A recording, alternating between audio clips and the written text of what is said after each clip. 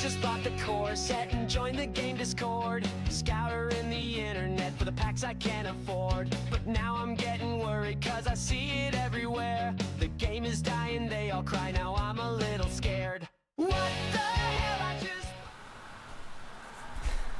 Hey guys, welcome back to the channel. I'm Wasteland Sniper, and we're gonna do something a little bit different tonight. We're still playing a game, but if you clicked on this and you don't know me, you just saw Marvel Champions and you were like, oh, let's watch that. As I tend to do, I'll click on just about anything that's Marvel Champions gameplay and check the channel out at least once. Anyway, you're looking at that and you're probably thinking, who is Ka-Zar? How come I have not heard of this? So Ka-Zar is a Marvel Champions version, well, not Marvel Champions, a Marvel version of Tarzan. And as I have mentioned before on stream, I'm a huge Tarzan fan. And if you watched the last stream, you probably saw me go through, at the end of that stream, you saw me go through this custom Ka-Zar designed by dderenthal on Reddit. And as soon as I saw that this was a thing, like, I was into it, because, as I said, I love Tarzan. He's one of my all-time favorite fictional characters. I've read all of the Tarzan books multiple times. I'm actually thinking, like, it's been so long since I've read them, I need to go back and read them again, because I just love Tarzan as a character. And so when I found out that somebody had made, number one, I didn't even know about Ka-Zar, because I haven't ever really been big into reading the comics, the Marvel comics. I read X-Men as a kid, and it was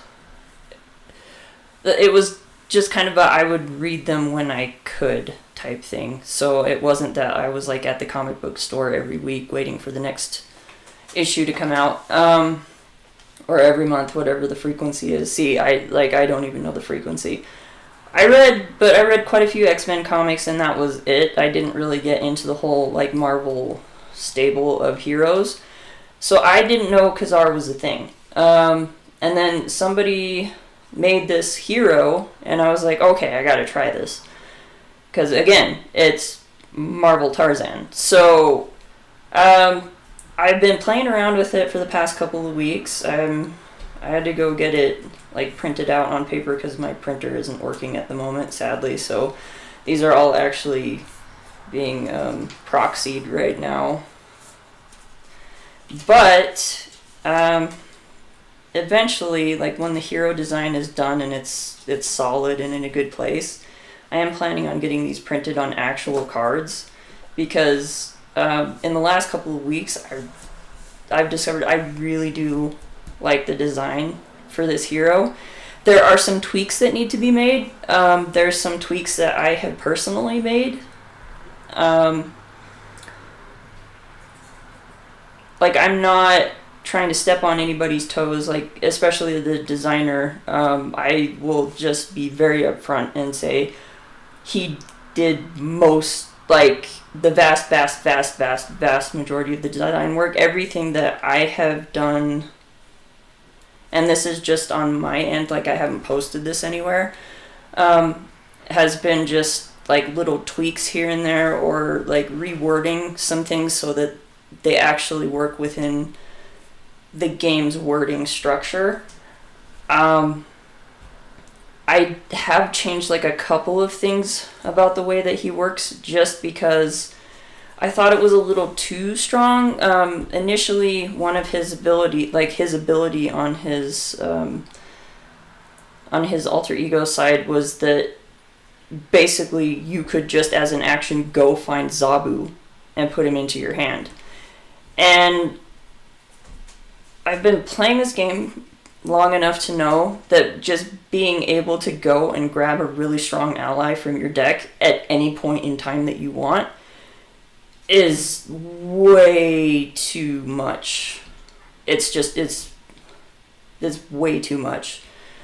And so just for like the version that I've been tinkering with and playing around with is that I made that part of his setup ability, and his setup is put the Savage Land support card into play. So here's his Savage Land support, and then find Zabu and add him to your hand.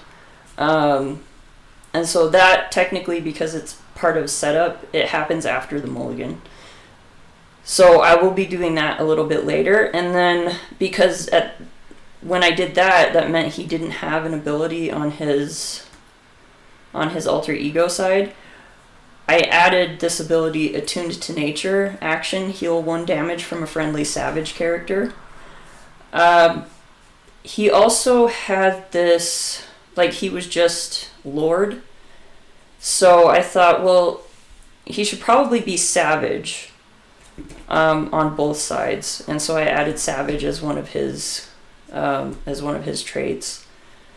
Again, I'm not trying to step on any toes, but I'm trying to like do things to play around with the design and see if we can make it better.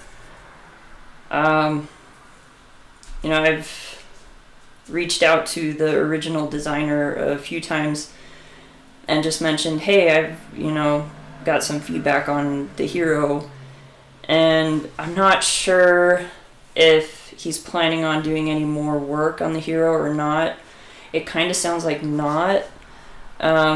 If that's the case, like, I'm more than happy to run with this and kind of tweak it and really dial him in as a hero, because he's a lot of fun. Like, it's a fun design, and again, like, it's Tarzan essentially. And so I would really like to get this into a place where I would feel comfortable actually getting it printed on real cardstock and actually having it as a deck that I can play. I only wish, and I do not have anywhere near the skill to do anything like this, but I only wish that there was like a Marvel CDB, but for custom heroes, like something that you could load custom heroes in order to do deck building with. Because as of now, if you go into the description for this video, if you click on that link, it's going to take you to a Black Panther deck.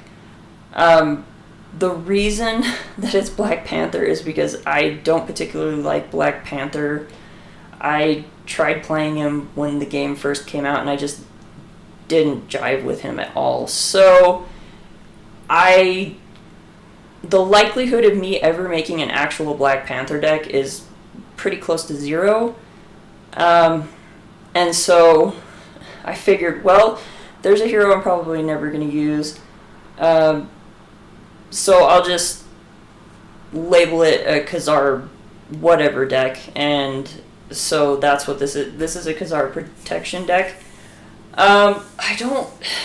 There's nothing really special about it. It was just kind of me throwing some cards together just to see, get him to the table and see what I could do with him. So it's nothing special, and it's, like, I admit it's a little difficult for me to build a deck if I don't have Marvel CDB. It is definitely something that I rely heavily on whenever I'm building decks, and if I can't see the cards that I'm trying to compare them to, so like all his hero cards and any cards that I'm trying to get some synergy with, like even just having them in front of me in my hands, I don't know why there's like a disconnect there, but I have a really difficult time with building decks without the CDB and without access to the heroes. So I won't say that this is a particularly good deck, but we'll go with it and see how it goes. Anyway, so let's talk about Ka-Zar really quick, because I'm sure you probably haven't seen him as a Marvel Champions hero, so you're probably wondering what he's all about. So Alright, the autofocus is actually working. Alright, so his alter ego is Kevin Plunder. Set up, put the Savage Land support card into play, find Zabu and add him to your hand. Attune to nature, action, heal 1 damage from a friendly Savage character. He's got 3 recovery. And then on his hero side, he's a 1/1/2, not really great. It says he's an agent of Atlas. I've tried to find anything in Marvel that, like, where he's with Agents of Atlas, and I can't find anything. The only group that I've found that he's actually connected with is the Agents of Wakanda. And so I thought I had changed it on the card before I got it printed again, but apparently not. I think I forgot to replace this in my little printing template. But anyway, instead of Agent of Atlas, I actually gave him the Wakanda trait. I just wanted to play with that and see if it worked, because he actually has been connected with Wakanda through the Agents of Wakanda. And so I figured, well, if we're going to give him a trait, it might as well be something that he actually was part of. And so there's that. But I haven't touched anything else on the text box on his hero side. So he's got the Survivalist ability, Hero Interrupt. Once per phase, when boost icons are revealed from the encounter deck, for each Savage character you control, you may cancel 1 boost icon and choose 1. So either take 1 indirect damage, place 1 threat on a scheme, or heal 1 damage from the villain. This is a really cool ability. I really like the way that it works, and the fact that it plays off of how many Savage characters that you have in front of you. Like, he's a Savage character, so he obviously counts as 1. But he's also got Zabu, which is his, I guess, pet, like, saber-toothed tiger type thing. He's got Shanna the she-devil, which is his wife, and then he's got Matthew, which is their son. So that's 4 Savage characters that you can have in play at any given time. And this actually can come in really helpful because of the Savage Land. So it's a permanent support, location, Savage, hero action, exhaust this card, look at the top 2 cards of the encounter deck, discard 1, and take indirect damage equal to that card's boost icons, ignoring boost abilities. Draw a card for each icon canceled via Survivalist. So it is kind of weird that, like, you're supposed to take indirect damage based off of the boost icons, but you can negate that and still take indirect damage using his ability. It feels a little weird. I'm not sure exactly how you would fix that. But overall, this is a really cool mechanic, and it's one that I've really enjoyed playing with. One thing I did do is that I actually created 2 team-up cards, one for Ka-Zar and Shanna the She-Devil, and then one for Ka-Zar and Zabu. We'll see if I draw them. There's a homebrew Discord for Marvel Champions, and I've actually posted the one for Shanna the She-Devil on it to get some feedback on whether it's costed properly or, whether it does too much. And the people there seem to think that it was appropriately costed and it didn't do too much, because as a team-up card, it's supposed to be kind of powerful, since they do tend to be a little unreliable, just because you have to have that other character in play when you're playing it. But if it doesn't come up during the game, we'll talk about it after the game, and I'll tell you about a couple of things that I want to change further about this deck, so that I think it'll work a little bit more smoothly, and he'll sing more as a hero, I think. But anyway, let's get started. There's not really any particular cards that I want to focus on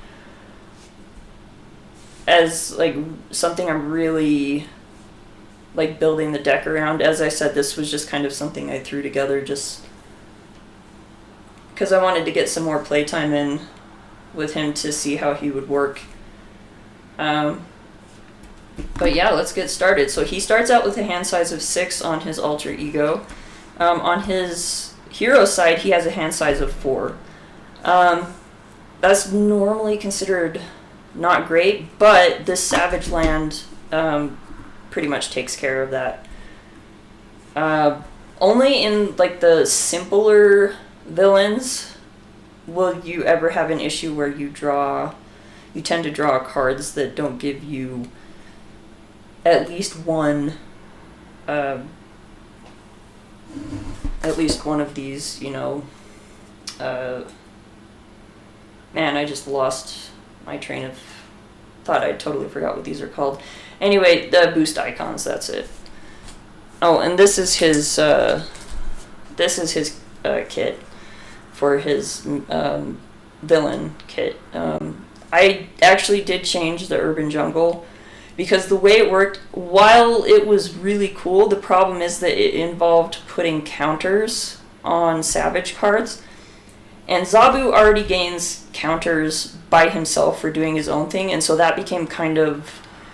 It was one of those things where it was like, okay, so now I gotta find different counters, and like if all you have is the base game, it just comes with one type of counters. So not super friendly for that. And then plus the way that it put counters on things is that it would end up putting counters on Ka-Zar, it would end up putting counters on the Savage Land, and then they would just keep accumulating but not doing anything on these particular cards because they can't leave play.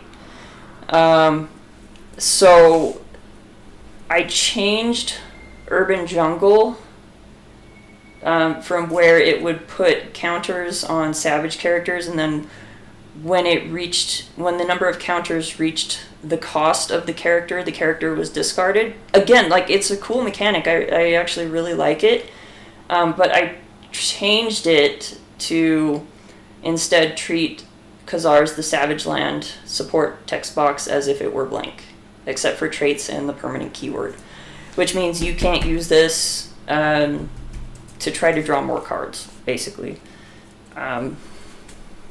It just kind of negates your card draw. And I thought, that still was very thematic with what this particular card is trying to do, because basically it's so the flavor text here reads, Kevin Plunder's estranged brother Parnival has stolen the Savage Land terraformer and has catastrophically transformed your city. So I thought, basically making it so that you cannot rely on the Savage Land to help give you resources, I thought was it's still very thematic with what this card is trying to do, which is to basically get rid of your resources in some way. Like, and having allies is kind of a resource, not in the sense of paying for cards, but basically having characters there that will chump block for you and also power some of your other cards, because in order for quite a few of his cards to work, you have to have your allies in play. The cards don't really work, and that's something that we'll talk about after the game, and ways that I think that at least a few of the cards can be tweaked just a little bit so that they still have some use beyond, because if you don't have any of your allies, your Savage allies in play, a lot of the cards basically they just don't work at all, or they don't give enough of, even if it's not a very good benefit, they don't even give enough of a benefit to reach not very good. So I think there's a couple of ways that they can be tweaked in order to work. Be not very good, but still, like, in an emergency, it's okay. But I think there's a way they can get to that point, and just work better than what they are now. But anyway, let's start playing. So I'll draw the starting hand. Okay, we got ready for a fight. Subdue, team building exercise would be nice. Ooh, we got Shanna the She-Devil. She's a bit expensive though. Render medical aid. And subdue. Okay, so I know right away we're gonna get rid of the subdues and the render medical aid. I would like to get out a team building exercise, but at the moment I think I'm gonna get rid of these two, ready for a fight and team building exercise. I'll keep Shanna. So we're getting rid of 5 cards. Let's see what we get to go with that. So we got Primal Tracking, which isn't going to be very useful. The Last Subdue. Savage Essence. It would be nice to get this out, but it's more of like a later type thing. Hidden Base. And here we go. Rulers of the Savage Land. So this is one of the team up cards that I designed. This is the one for Ka-Zar and Shanna the She-Devil, and it's hero action, attack thwart, deal X damage among enemies and remove X threat among schemes, where X is the total combined attack and thwart of both Ka-Zar and Shanna. With his kit as it stands, the highest that number can go is 7. And normally it's going to sit more at like 5. Because Ka-Zar's thwart is 1 and his attack is 1. Shanna's thwart is 2 and her attack is 1. If I get his knife out, that will go up 1 to 6. And then to get the 7, I would have to have a different card out that is one that I think needs to be changed. And we'll talk about that at the end of the game. But this is definitely not going to end up getting played this turn. Yeah, that's just not going to happen this turn. I would really like to get her out, but I think...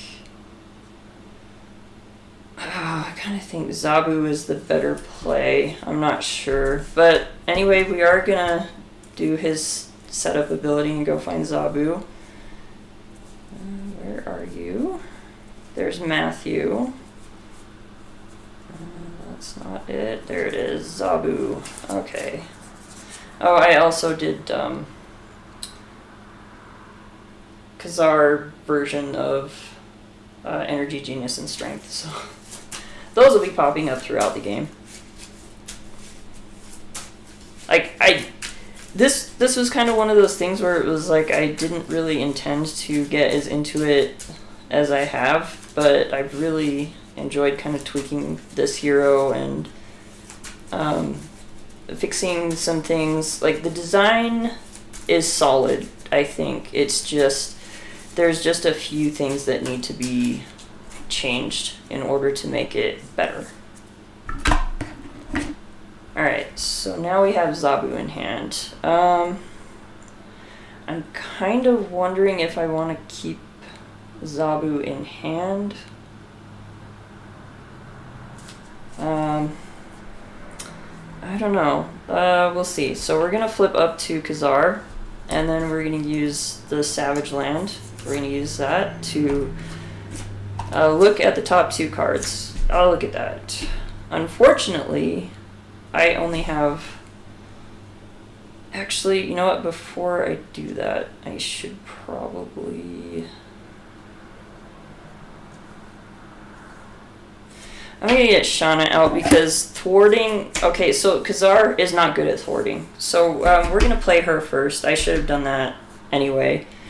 and before I even looked at these. But we're gonna kind of go back and grab Shanna, and you know what? Well, even though I wouldn't be able to use that anyway, we're gonna do this again.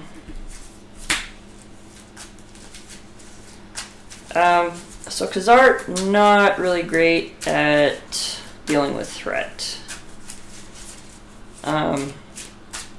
So having Shanna out is actually really good. And I actually should have, before I even flip him over, I should have her thwart. Let me use my little tokens here.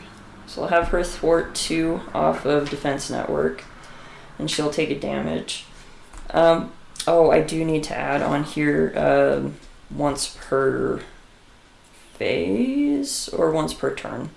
I knew there was something I was forgetting on this card, but yeah, because you can't just, like, I can't just keep healing savage characters. Like, in my head, I know that is supposed to be a one-time thing, just because I've been playing this game so long. But I know, oh, believe me, I know, within the community they will be pointing that out, and or, you know, trying to say, well, it's not on the card, so I can heal savage characters as much as I want. Drinking water. Anyway, so we'll use his ability, which should be one time per, I think we'll do it one per turn, I guess we'll say, to heal her for 1. And then we'll flip up. Okay, that's better. Now we'll use the Savage Land to draw, or not draw. Exhaust this card and look at the top 2 cards of the encounter deck. Alright, so we've got that one, and yeah, this is where it is not very useful. So I did not draw any boost icons, and it ignores the stars. So we're gonna discard one of these. I hate this card so much. But this is actually better to deal with as a boost than the Pterosaur is. So I'm going to get rid of the Pterosaur, and then this goes back on top of the deck. Alright, and actually I don't need to turn that sideways because I've got my exhausted tokens here. Okay, so now I'm going to have Ka-Zar exhaust, and he's going to take the last threat off defense network. So that's out of the way. Oh, also, we're playing against Klaw with the Savage Land. I thought it would be a little thematic. Apparently, Ka-Zar has had run-ins with Klaw. Notably, when Klaw is trying to Vibranium is apparently, there's a lot of Vibranium in the Savage Land. So, of course, that's going to bring in people like Klaw who want to get the Vibranium and probably do it in ways that are not very friendly to the surrounding environment. So, obviously that's going to cause some conflict with Ka-Zar. I have not read the comics where they've fought at all, but apparently they have had run-ins. So I thought it's thematic, and then, you know, with the Savage Land set, I thought it was kind of funny. Number one, we get the Savage Land set, so we have like pterosaurs and all these dinosaurs and stuff running around, but then we've also got an environment, the Savage Land. So we've got a support that's the Savage Land, and we've got an environment that's the Savage Land. Notably, they did make a ruling on cards, so any cards that come from this Savage Land set that reference the Savage Land, they always reference the card. Like, if the card has the same name, so like these two cards have the same name, right? But the card that is in this set, the Savage Land set, if it's referencing the Savage Land, it's always referencing the environment, the Savage Land. It is never referencing this support, and vice versa. Anything in his kit that references the Savage Land is always going to be referencing this particular support location, not this environment location setting. That, I think it was in one of the previous... That was one of the rulings from, I think, the last rule book before the one that just came out. And it's still that way. That was just a change that was made to make it more explicit. Anyway, so now we've got Zabu and Rulers of the Savage Land in hand. We can't do anything else, so we're going to ready... I'm going to get rid of Rulers of the Savage Land. I don't think... There's a chance... Well, there might be a chance that I play this. No, there's not. Because there's not enough threat on here to justify it, and... yeah, I don't think I'm going to do that much damage to Klaw right now. So we are going to keep Zabu, though, because I would really like to get Zabu out. We have Stronger Together. Genius, that's going to help pay for Zabu. And, oh, Ka-Zar's Treehouse. Oh. This is another card that I actually changed. Just because I thought there was a way to make it work better. It's very reminiscent of Worthington Industries. I think that's the name of the card from Angel's Kit. But we'll go over that at the end of the game. Alright, so this is going to go up by 1. Oh, you know what I forgot to do? I totally forgot to discard cards until... There we go. Alright, so... Oops. So I've got a weapons runner sitting in front of me. That's fine. Whatever. Yeah, I forgot to do that. My bad. Alright, so Klaw is going to attack me, and notably when Klaw attacks, he gives 2 boost cards instead of just 1. I think I'm just going to let Ka-Zar take the hit. Because I can use his ability once per phase. So this is the villain phase, so he's attacking for 2. Oh, the giant ape. So we're not getting the giant ape, we're just looking at the icons. So none on assault. Whoops. Let me turn the sound on that off.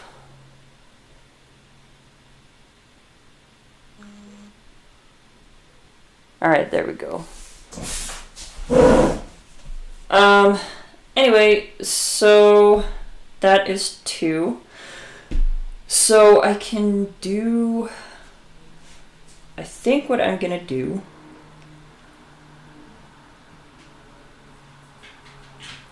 is I'm gonna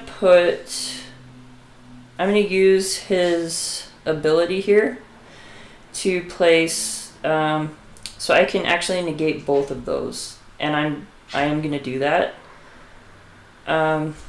So what I'm going to do is I'm going to use Shanna's ability. So I'm going to place 1 threat on a scheme. So I've got 2 savage characters. I can negate both of them.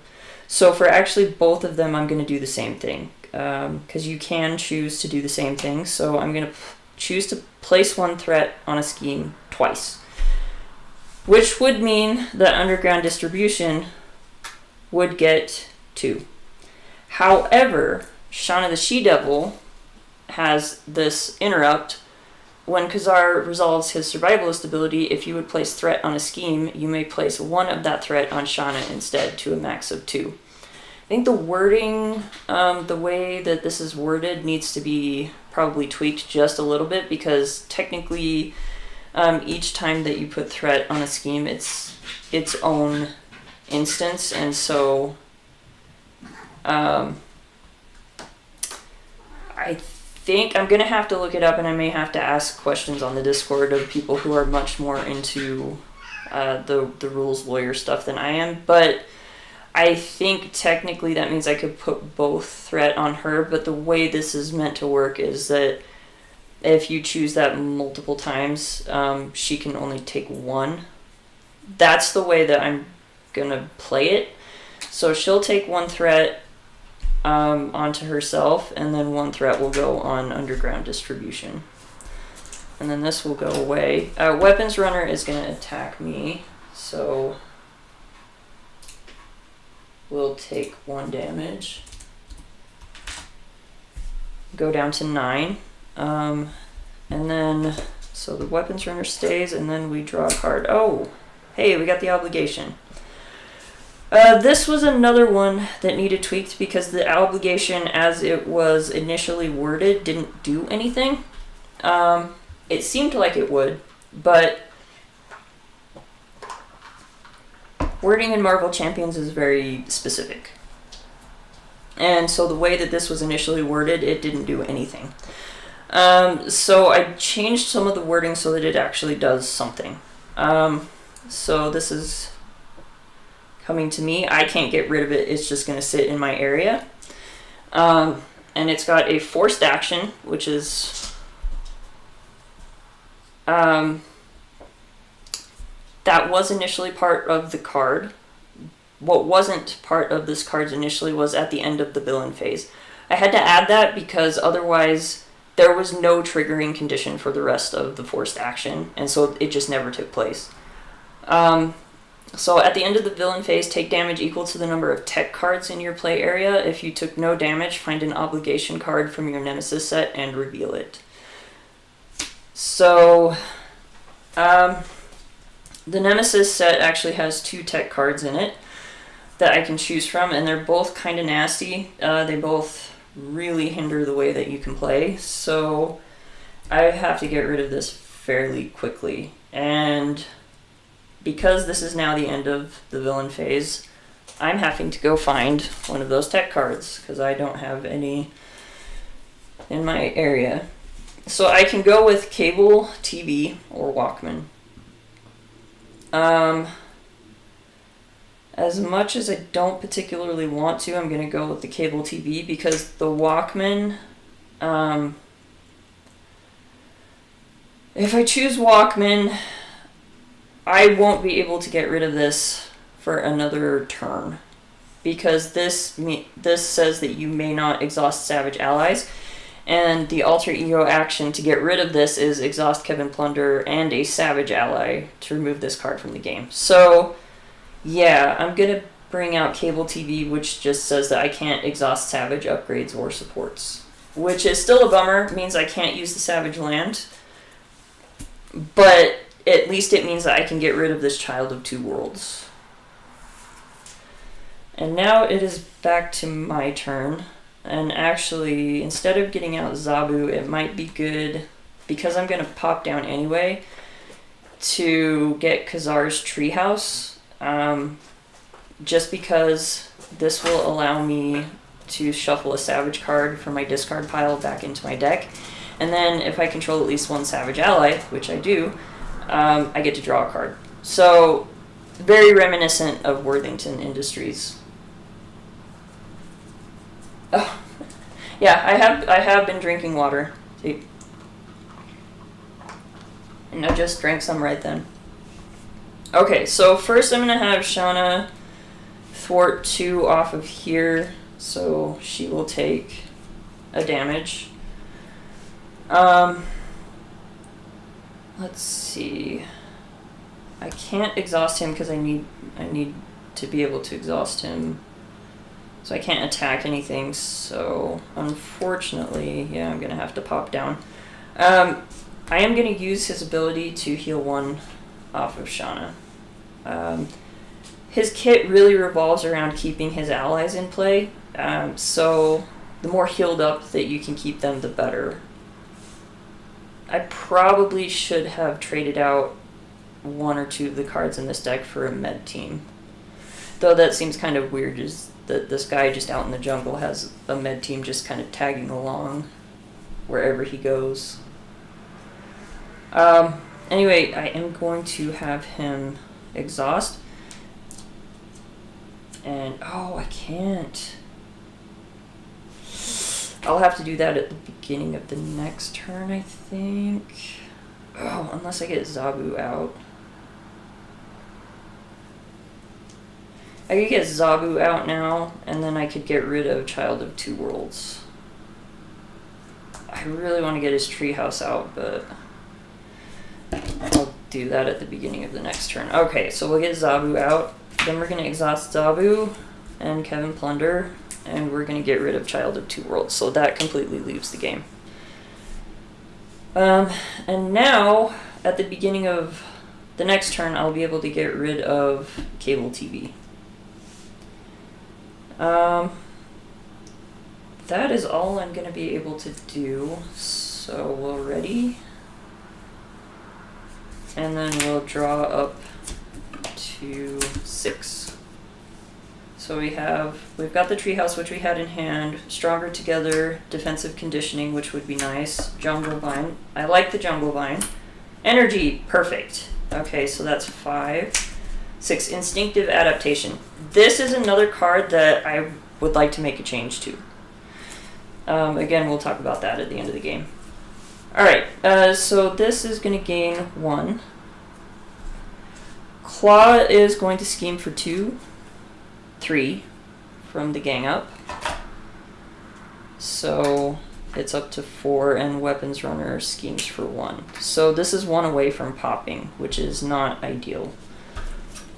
Sound Manipulation, Alter Ego, Klaw heals 4 damage. If no damage was healed this way, this card gains Surge. For a second, because I don't memorize any of the villain cards, so for a second I thought it was going to say he schemes, and I was like, oh, of course. But no, it's just going to Surge because he hasn't taken any damage. Sonic Boom, of course. So we either have to spend an energy, a genius, and a strength, or exhaust each character we control. Of course. Alright, so I will drop the Jungle Vine. I don't want to get rid of Defensive Conditioning, but I'm going to do it. And Instinctive Adaptation is a wild. I will turn that into a mental. Yeah, so that goes away, which sucks. At least I can still get my treehouse. Alright. So now we will use energy. Look at this art. Isn't this awesome art? I have no idea what that's from. I just found it while I was searching for Ka-Zar images on the internet. I liked it, and I thought, oh, that gives energy vibes. Don't you think? So I put it on an energy card. So we're gonna play Ka-Zar's Treehouse. Then we are going to exhaust. Or wait, it's a support. It's also a savage support. So first I need to exhaust him, so we can get rid of cable TV. So that's gone. Now we can exhaust Ka-Zar's Treehouse. I don't need to exhaust him that way. I need to remember I have my tokens. Okay, so we get to shuffle a savage card from our discard pile into our deck. The one that I would like to shuffle in is Rulers of the Savage Land. Yes, I did give it a savage trait. I'm going back and forth on whether that should be there, but I think it fits, so I'm just going to leave it for the time being. Alright. So we're no longer watching cable TV. We've exhausted the treehouse. Oh, and since I control at least one savage ally, I get to draw a card. Indomitable. That's actually pretty good, so we're going to play that. Then we are going to flip up. Now I can use the Savage Land, which again, I don't need to do that. Alright, there we go. Alright, so we're gonna look at the top 2 cards here. Alright, so Assault will go back on the top. It doesn't have any boost icons, so that's good to know that at least one of the cards that he's gonna attack me with has no boost icons. This only has 1. I think for that I'm going to trigger his ability to take 1 indirect damage.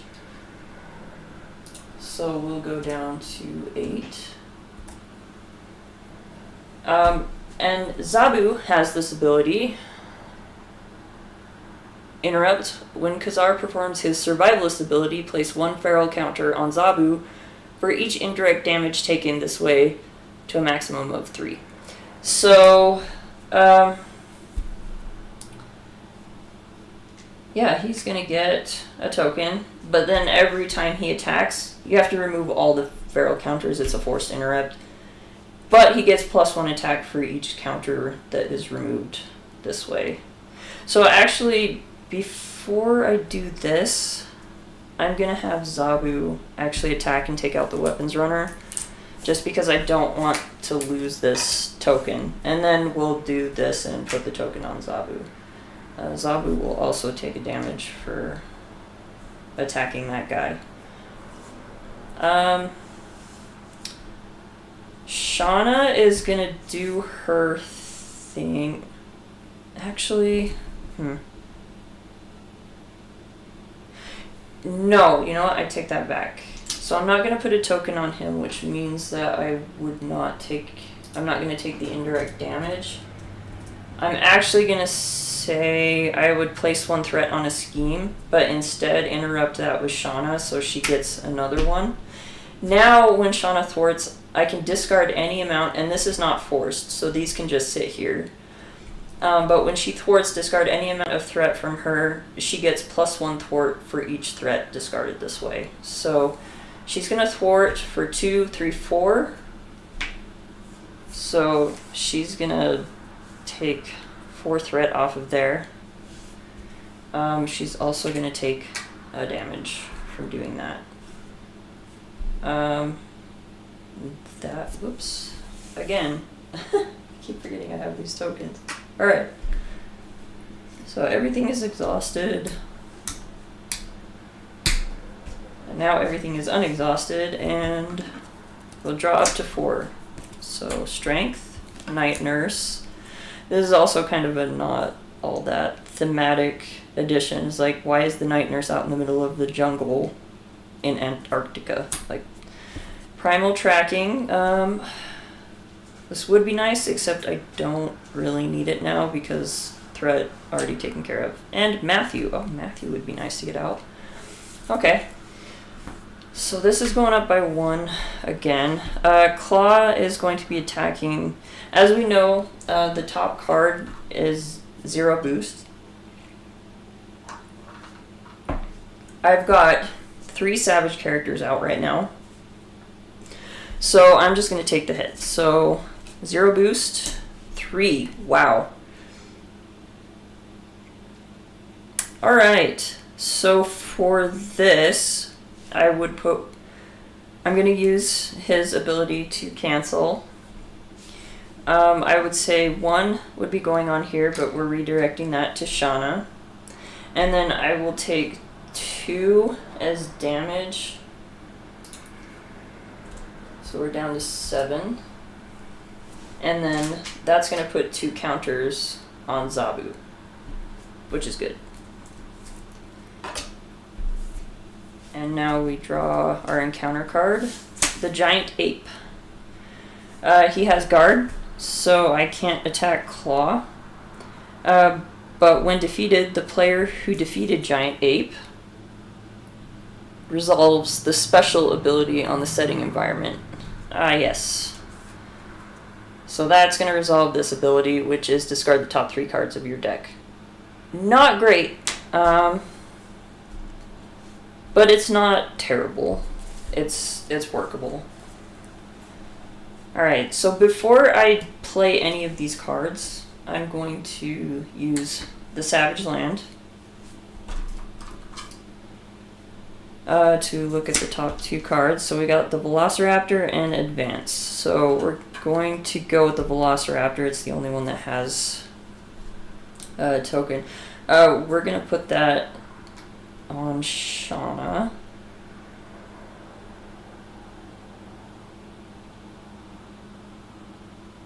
So we're canceling that to, it would go here, but we're interrupting to put that on Shanna. And then we get to draw 1 card. Ooh, it's a Helicarrier. Which I actually could play.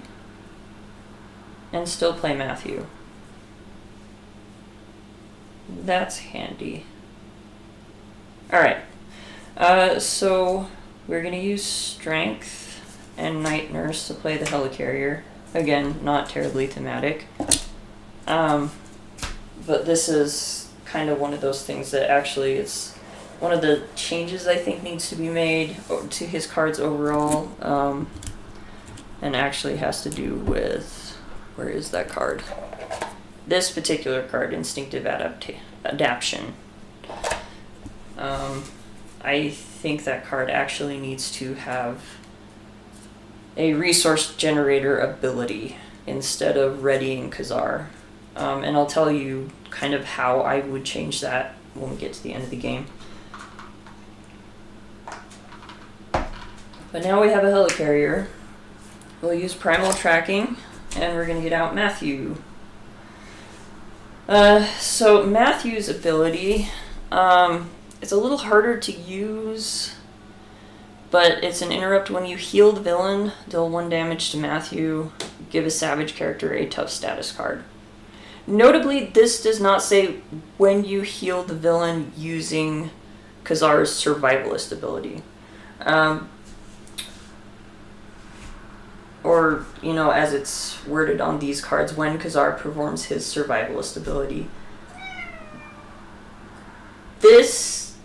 The wording on this I'm realizing needs to change, because you never heal the villain.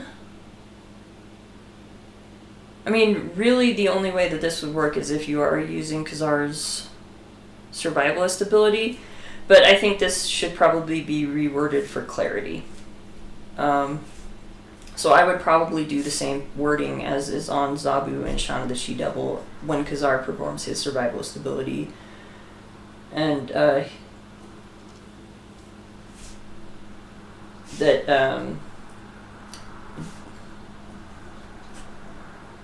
I'm gonna have to think about how the wording on that is gonna work, because it's got this cost reward arrow thing going, and those are very specific in the way that they work in the game.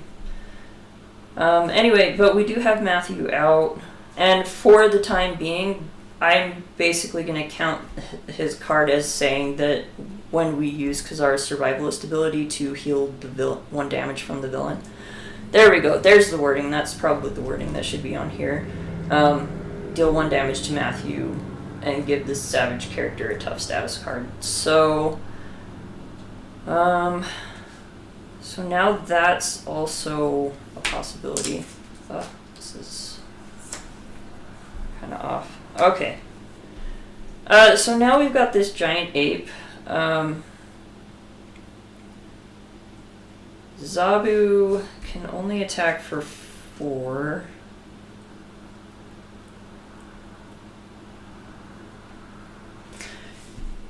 Shanna can clear that off.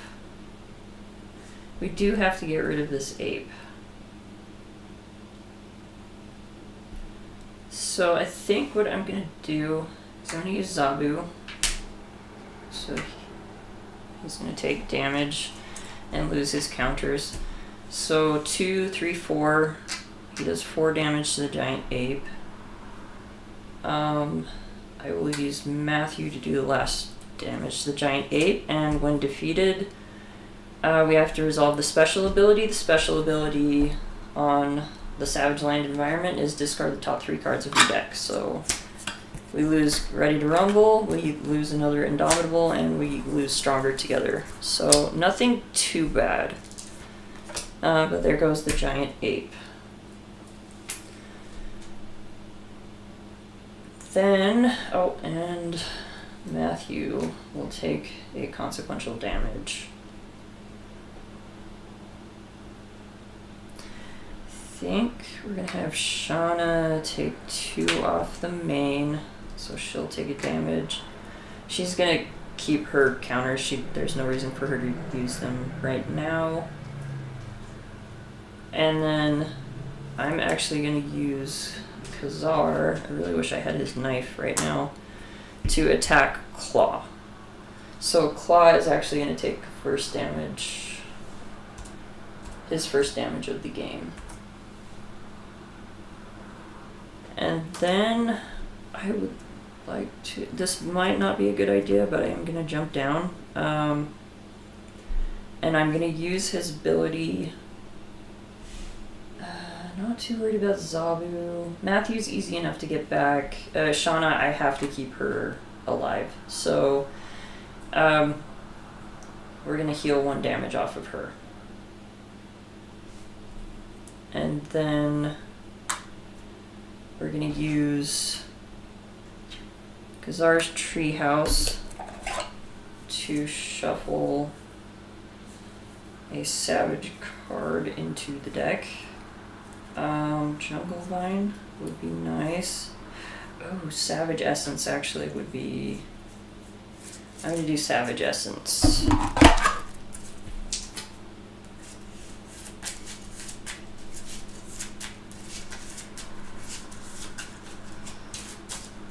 Okay, so those are in, and now we can... Oh, I would also draw a card, so I'll draw one. Flight of Passage.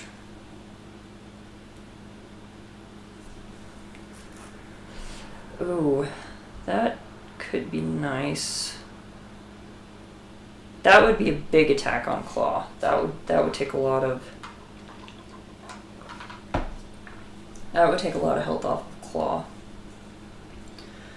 So I don't know if I want to keep that in my hand. No, I think I will. I think I'll keep it. Okay, so now we unexhaust everything and we'll draw it up. So that's 1, 2, 3, 4, 5, 6. I really want to play this now. Okay. So this is going to go up by 1. He's going to scheme for 2. So it's at 3. Our encounter card is a Weapons Runner, which is going to surge into Land Out of Time. When revealed, if the Savage Land is in play, resolve its special ability and take 1 indirect damage for each resource icon on the discarded cards. Alright, so that's 1, 2, 3. So I take 3 damage. Man, I lose my other Jungle Vine too. That's not great.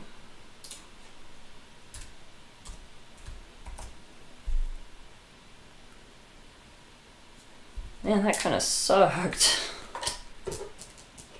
That hit me pretty hard and took away one of my defensive cards. The Jungle Vines work a lot like Cosmic Flight from Captain Marvel. I know I mentioned that in the last video, the last stream that I did. Let's see. It's my turn. Alright, so I'm going to exhaust Ka-Zar's Treehouse. Do I heal Matthew? Or Shanna? I think Shanna, because she has to stay around long term. It's very important that she does. I think I should probably heal.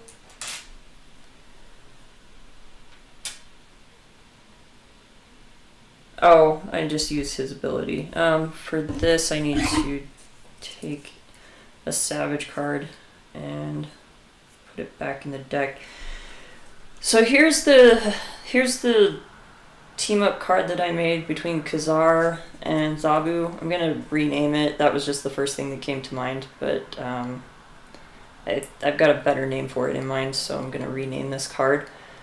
I'm not sure, like, I'm really just testing this out. I don't know how well it works or if it's overpowered or not. It seems to be, like, it seems to work really nicely. It's the Hero Action Ready Ka-Zar's the Savage Land support. So, like, I could use this twice in a turn by playing this card. So it's also, I've got it Savage traded as well, but, so I've got the Jungle Vine and Best Friends that I could go with. Let's see, that is not, there's another Jungle Vine, so it would be nice to get the Jungle Vine, at least one Jungle Vine back in, and those are the only Savage cards I have. I think for now I would like to get the Jungle Vine shuffled back in, so especially with my deck being as small as it is, I have a really good chance of drawing the Jungle Vine, which would be nice because it prevents, if you discard it, it prevents all damage from an attack, so that's something I really need. And now, because I have one Savage at least one Savage ally, I get to draw a card. Oh, Ka-Zar's Knife. Man, I got all these nice cards and no way to really pay for them. This is difficult. Alright, because I would like to get Ka-Zar's Knife out. I can play Ready for a Fight, so I'm going to do that. So I'm going to use Powerful Punch because it's got the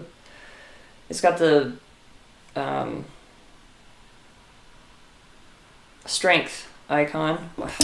Lost it, which is required in order to play Ready for a Fight, so I got Ready for a Fight now. I'll use the Helicarrier.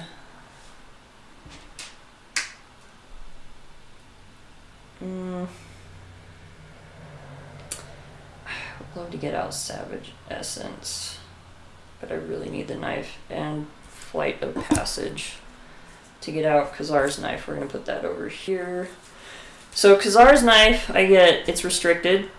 You can only have 2 restricted cards in play, unless one of them is a weapon and you have the Side Holster, which I do not have in this deck.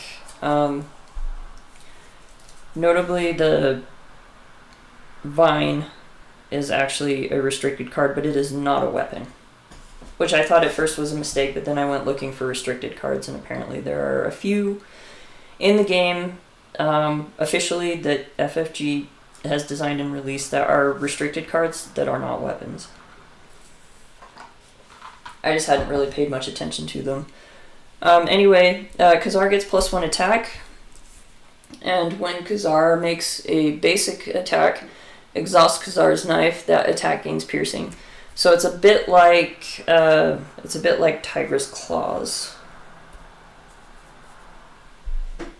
I don't know if I would prefer that it just natively has piercing when it's out.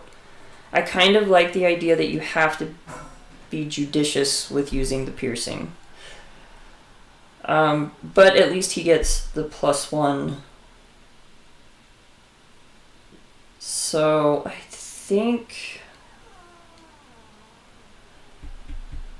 don't think I'm going to flip up this turn, which may sound odd, but because I have Ready for a Fight, I can stay down. So I think I'm going to use this opportunity to heal. So we will go back up to 7 hit points.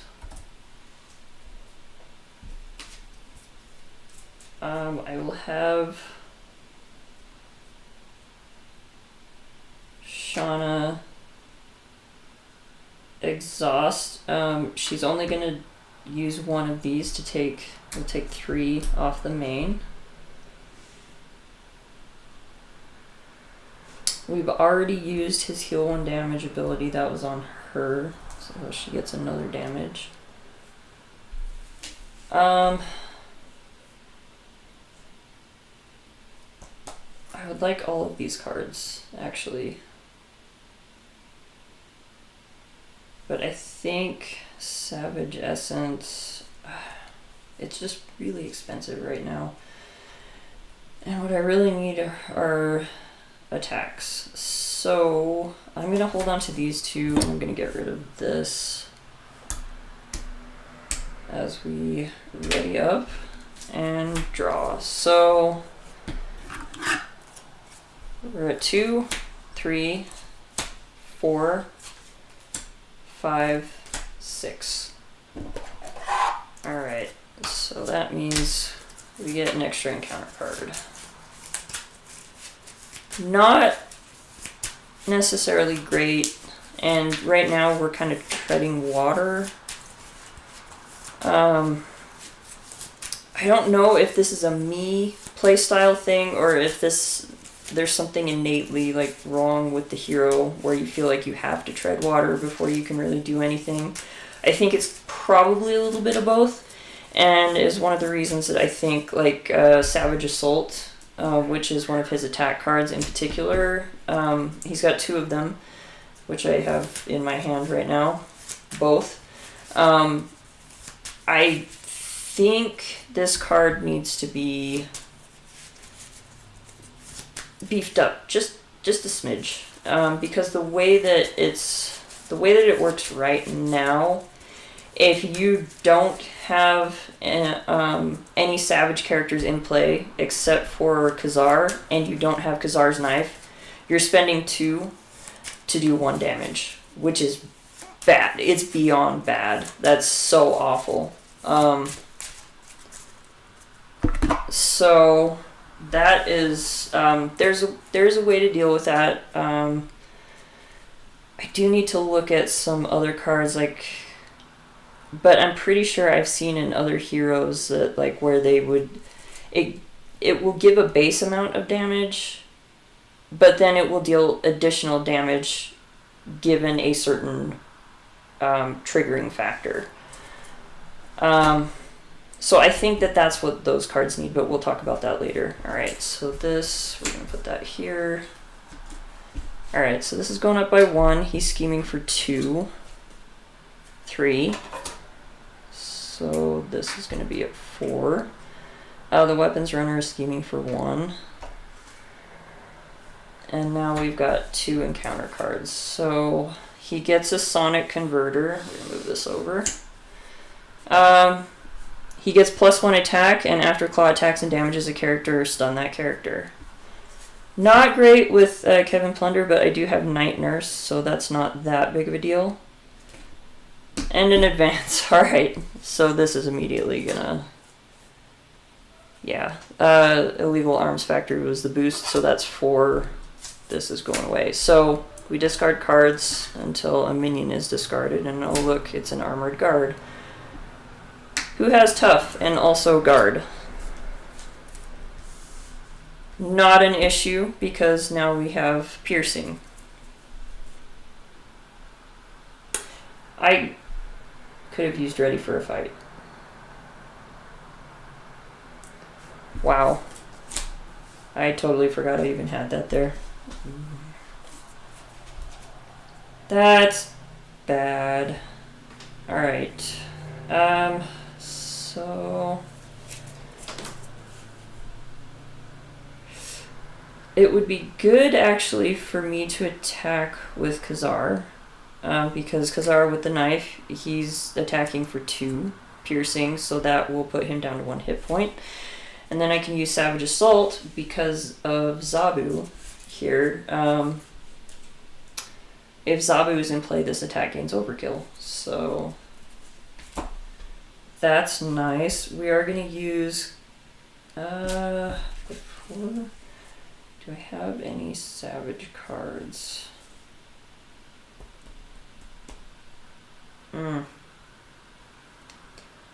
Not that I want.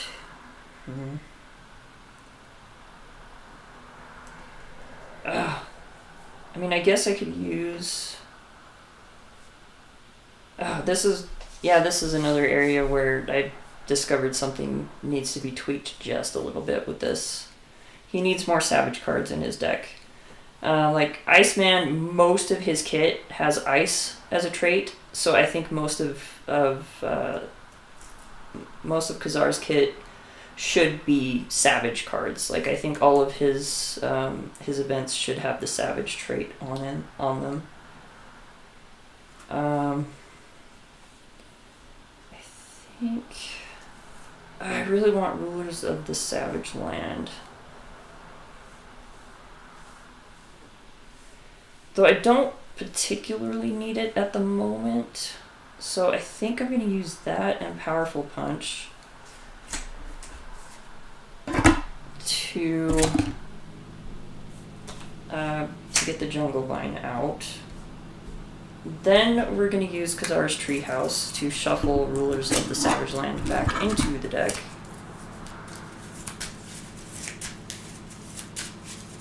I mean, even if all I'm doing is damage with Rulers of the Savage Land, that's still 5 damage for 2, which is good. It's really good. Or no, it's actually 6 damage for 2 because it's 2, 3, 4, 5, 6. So that's really good, actually. Alright,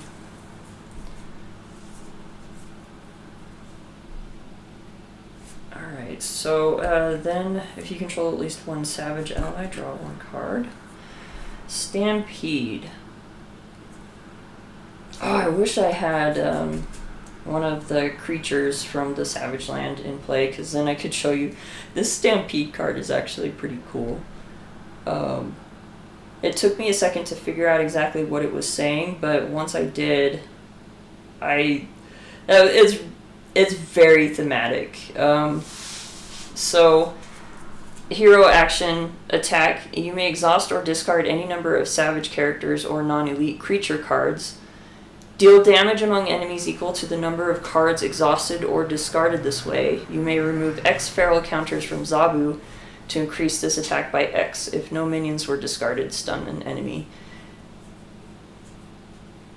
It might need to be tweaked a little bit, but it's very thematic if you think about it, because okay, you're like, why would you discard one of your own creature cards? Like, because Zabu is a creature. But you wouldn't... Zabu is not the target for discarding here. It's saying non-elite creatures, which means minions. But creature minions specifically, they have to have the creature trait. Which... Giant Ape has, Velociraptor has, and I do believe... Yep, Pterosaur has. So if one or two of those were in play, we could discard them. And because as stampedes are, it's basically animals get caught up in a stampede, they're just running. And they're not actually thinking about the other creatures that are around them. A stampede happens and everything just starts running. So I think this is kind of a cool, very thematic card. That might need to be tweaked just a little bit, because as a 3 cost it should probably do more damage than like if I exhausted 1, 2, 3, 4 and then got rid of a couple of those. 5, because it's deal... I think this should probably be changed to, instead of deal damage among enemies equal to the number of cards exhausted or discarded this way, I really think it should be pick a player and deal that much damage to basically each enemy engaged with that player. So yeah, that's another one I think I'm gonna play around with, and we'll talk about, again, I keep saying that we'll talk about it after the game. Yeah, I don't think I'm gonna be using Stampede this turn. I definitely want to use Savage Assault. And I would like to heal with him more. Because if I healed one more time, I would go back up to full health. But then I wouldn't be able to use piercing on the armored guard. So I'm just going to flip up. We're going to exhaust Ka-Zar and his knife, attacking the armored guard. So he's going to have 2 damage on him. Then we're going to use the helicarrier and I guess a powerful punch to play Savage Assault. Deal X damage to an enemy where X is the combined attack value of all Savage characters. Oh wait, actually, before I do that, let me take that back just a sec. Before I do that, I'm going to use the Savage Land. So we have an Armored Guard and Shadow of the Past. Shadow of the Past has 2 on it, so we're going to get rid of that. Armored Guard is going to go right back on top.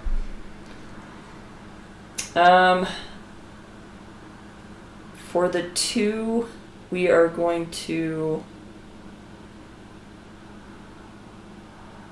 I think we're going to take both as indirect damage.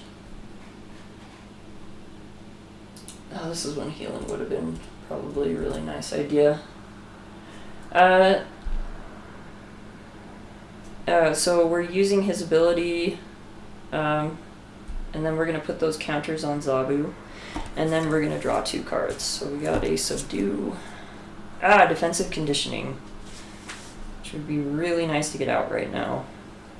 But before we do that, before I even think about that, we're going to do...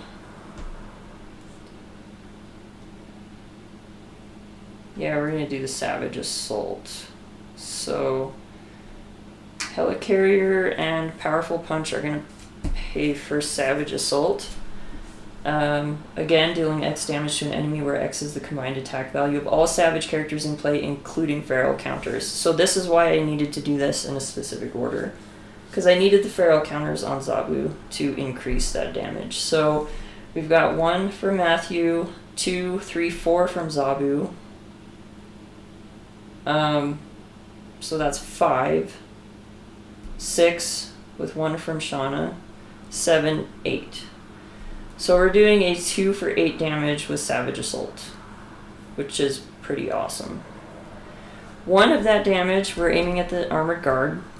So 1 of that damage is going to go on the Armored Guard and take him out, which means we have 7 left over that we can throw. Well, because of if Zabu is in play, this attack gains overkill. That is 4 left on Klaw. So that was pretty nice. And then I'm going to help myself a little right now. I'm going to use Stampede and Subdue to pay for defensive conditioning, which is immediately going to give me 3 more hit points, so I'm up at 8.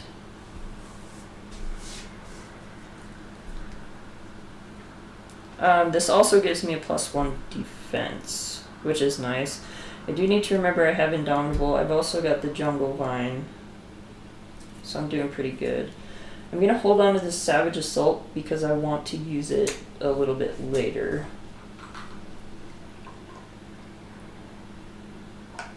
I do wish, this might be too powerful, but I kind of wish that Zabu had overkill, because every time he attacks when he has counters, he has to use the counters. And right now, if he were to attack the weapons runner, that would be 2 damage wasted. I could use him to attack Klaw right now, actually, and that might be the play, because that will take Klaw out and we'll go to phase 2. So I think I'm actually going to do that. So Zabu is going to attack Klaw for 4. So that's going to take Klaw out.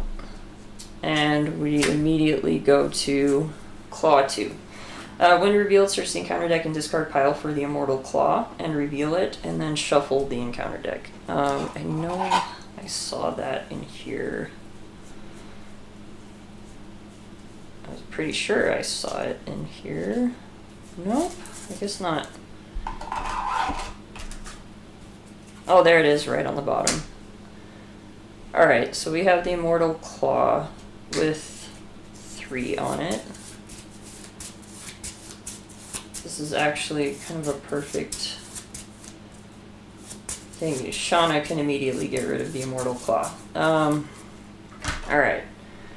So, Klaw 2, because of the Immortal Klaw, now has 28 hit points.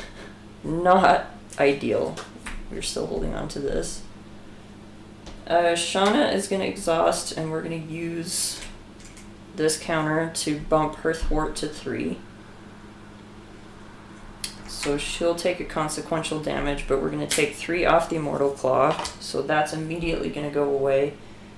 And Klaw is immediately going to go back down to 18 hit points. Okay. I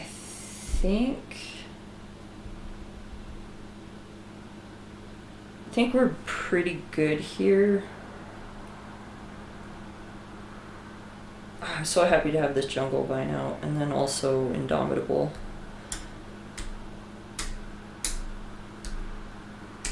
Alright, so we're readying. We've got this Primal Tracking, another Primal Tracking, and a Genius. So this is going to end up paying for Savage Assault. I don't really need Primal Tracking. Shanna's actually doing pretty good keeping the threat under control. Okay, so this is going to gain 1. Klaw is attacking for 2, so his attack went up to 1. He's got another one because of the Sonic Converter. Because I have Jungle Vine, I'm just going to let it ride. So he's going to hit me for 2, 3, 4, 5.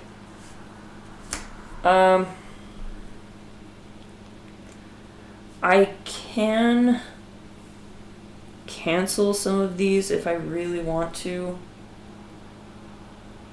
And actually, I kind of do want to. Just so that I can... Oh, I'd really like to buff Zabu again. I think that would probably be useful. And I can cancel all 3 of those, so...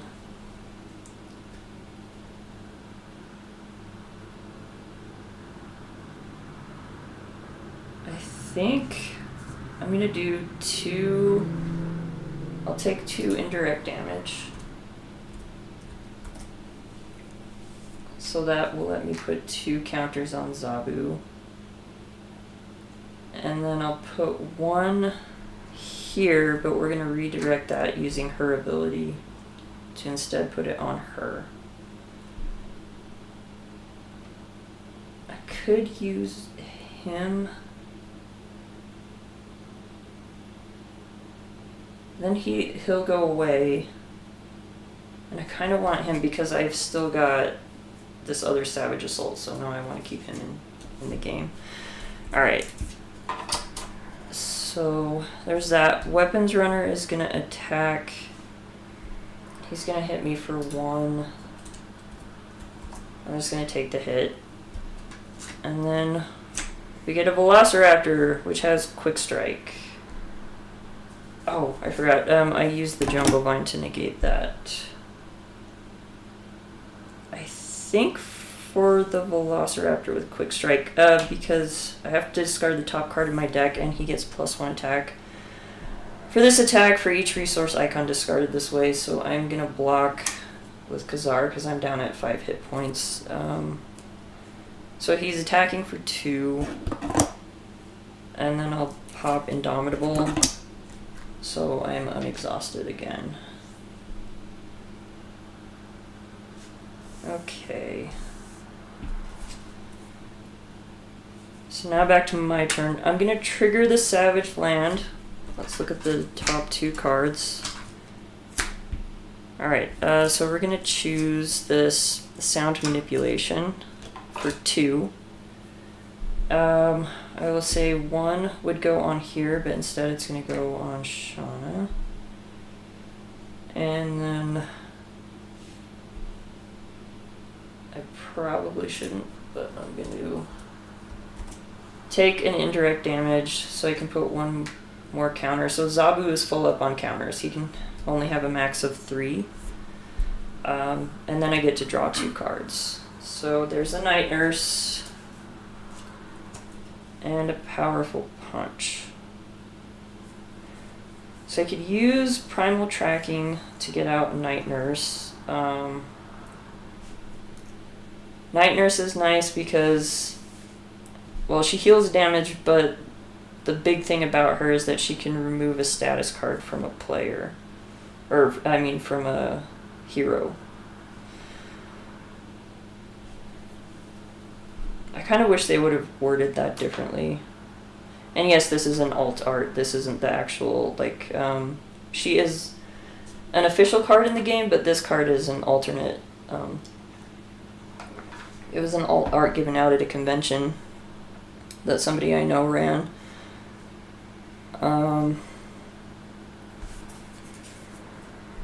Let's see, so what am I going to do? Well, first, I know I want to use Genius to play Savage Assault before I start losing anybody here.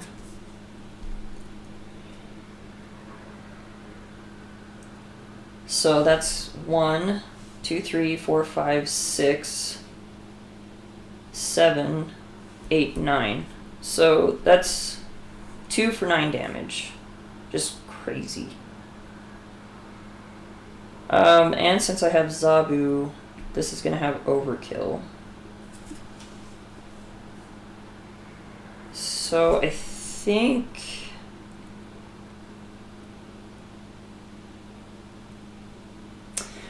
I can attack the Velociraptor, and that with Ka-Zar, basic attack, that would get it down to 1. Then this is going to give me 9.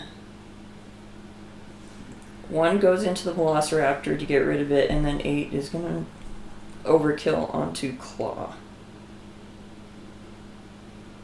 Which seems good. So I'm going to do that. So Ka-Zar attacks the Velociraptor. I'm not going to exhaust his knife. There's no reason to. That's going to give it 2 damage. Then we're playing Savage Assault. Again, 1, 2, 3, 4, 5, 6, 7, 8, 9. So 1 damage on the Velociraptor. And then 8 damage is going to roll over onto Klaw.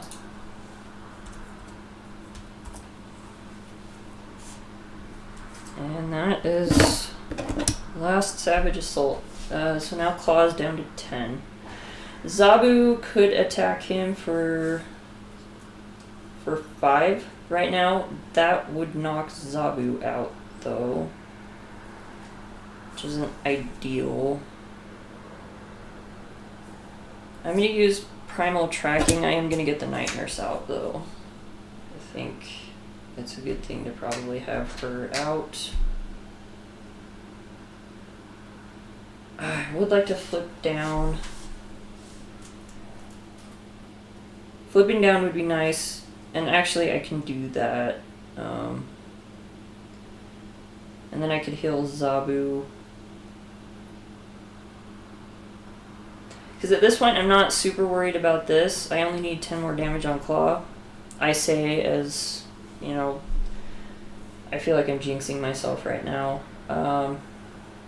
Plus I've got Ready for a Fight, and this time I need to remember I have Ready for a Fight so that I don't let him scheme out.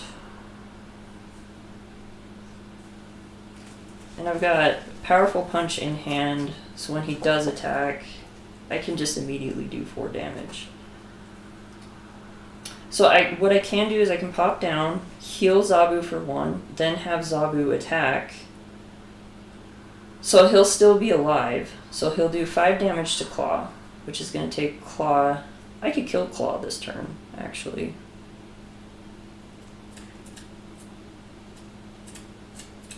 No need to pop down. I could actually take Klaw out in the villain phase this turn. Huh.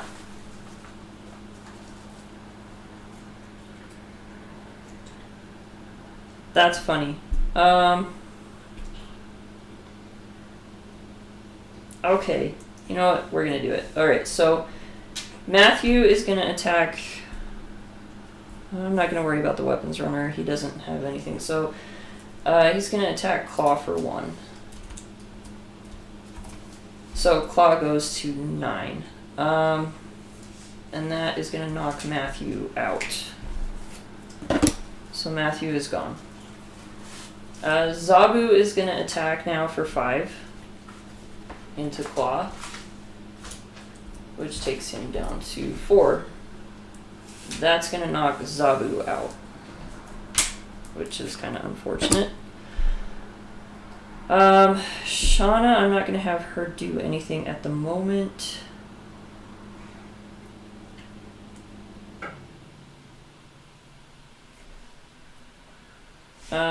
I might as well use the Night Nurse. I'll heal 1 on Ka-Zar.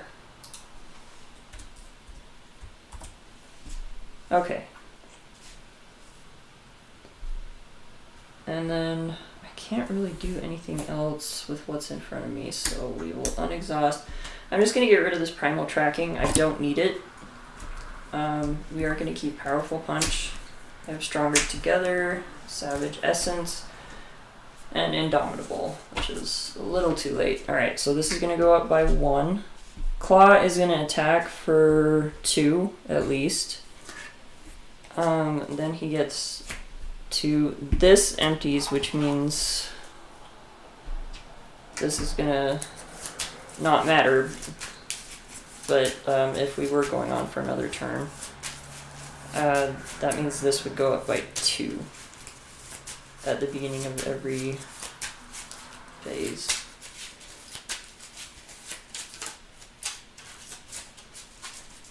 Okay, so shuffled and back.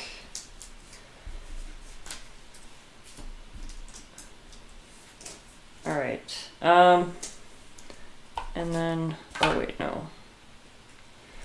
I don't get that until later. Alright, so he's attacking for at least 2.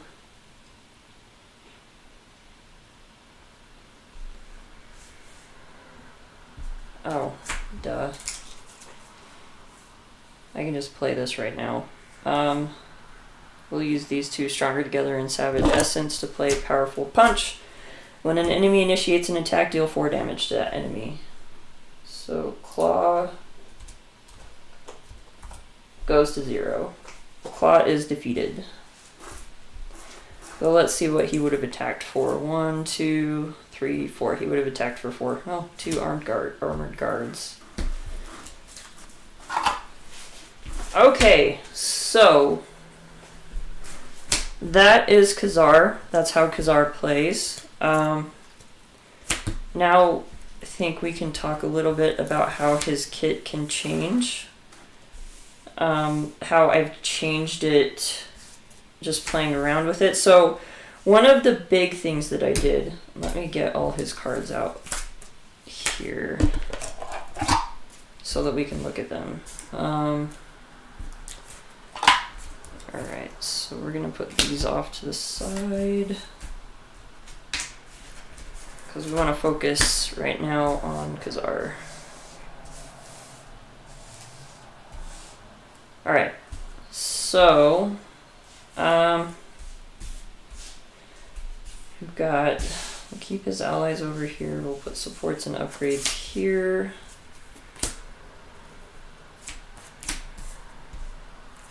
Alright. Let's just off to the side. Alright, so we got Jumblevine. Got Stampede. Another Savage Assault.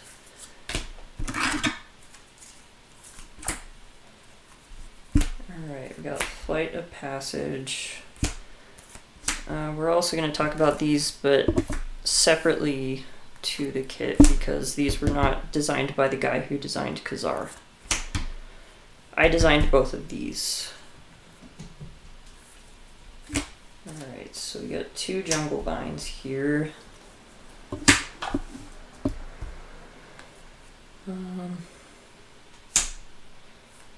Okay. So this is Ka-Zar's kit. Oh, that's awesome, dude. My cat just puked on the floor.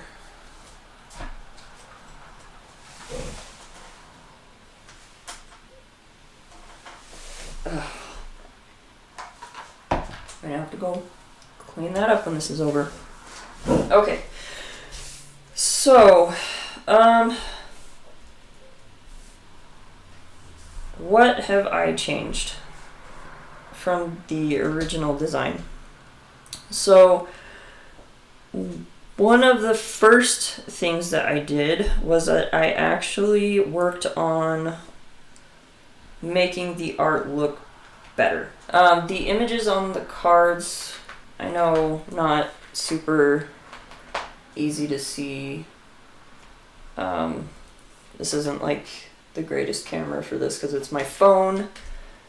But I can tell you that the vast majority of these, the images that were used for the cards, were basically stuff that he found online, which is, I mean, that's basically how I got these pictures for this and for the three basic doubles. Unfortunately, when you're like basically just looking on the internet for cards that will work for, especially like thematically, you're not necessarily always going to find the best resolution of a picture that would be absolutely perfect for the card. And so, for instance, the Jungle Vine card, this image was actually incredibly blurry. I mean, you could still see it, but it didn't look very good on the card. And after I did some digging around, I actually kind of ran across a website called bigjpg.com that uses AI algorithms to basically scan the picture and then upscale it. So I'm sure that I'm probably using the wrong terminology for that, but that's kind of the way that I was thinking of it. Basically, it will just take the picture, it will look at it, and it will unpixelate it. So this Jungle Vine looks incredible compared to what it did previously. I actually might have... Where did I put that? I think I might still have from when I printed it out previously. Yeah, okay. So here we go. So this is what I was using previously for the card. The printing quality is a little different because I went to 2 different print places for this. I like this place much better. But anyway, as you can see, like this one, it just looks so much better than this one. The image is more crisp. And that has nothing to do with the actual printing place that I went to. Literally, this is just not a very good resolution picture. So I did find that place online that basically increases the resolution of pictures. And I used that to make the pictures look better. Several of these pictures, this one, Flight of Passage, Stampede, I'm trying to think if anything else did. I think those were the only ones.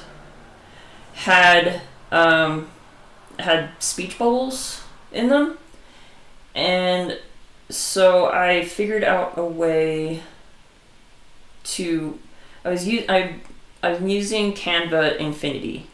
I used Canva Infinity to do this part of it, to take the speech bubbles out, because Canva Infinity has Canva AI I signed up for like the subscription service for Canva Infinity or Canva Affinity. Affinity is actually really nice. So instead of paying a ridiculous monthly subscription to Adobe, which I absolutely refuse to do, I a few years ago was searching around and I found Affinity. Affinity was then acquired by Canva, and now it's free. Like, it was like a one-time payment, like literally you bought the software. I miss those days. Anyway, so I had bought the software, and then I hadn't been using it recently, and then I was looking at upgrading, and then I found out it was acquired by Canva, and then they basically just made it free.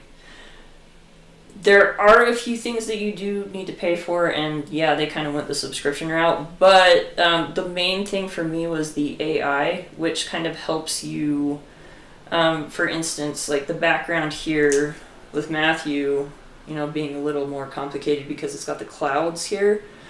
He had a speech bubble that was like right up here. It would have been visible, like the bottom of it would have been visible through the this area of the clouds. So anyway, I upscaled the image, and then I used Canva AI, and I learned pretty quickly that I need to take the speech bubble out first and then upscale the image, because when you take the speech bubbles out, it kind of it can kind of leave like a little bit of low resolution. You can't really see it on the card here, so it's not that big of a deal, but on other things I realized that I need to do it in a certain order. So I started taking the speech bubbles out first and then putting it on bigjpg.com. But anyway, yeah, so most of the images here, except for this one,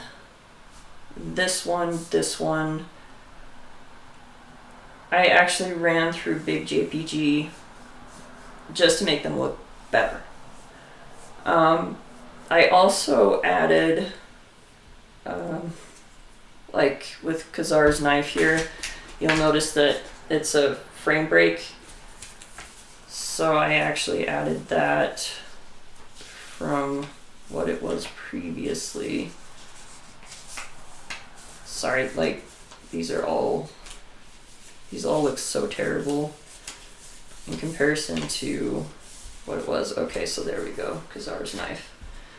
So yeah, like, put it this way. So old Ka-Zar's knife card, new Ka-Zar's knife card. I like frame breaks. I think it looks cool. And so I like to put the frame breaks in. I know some people don't really like them.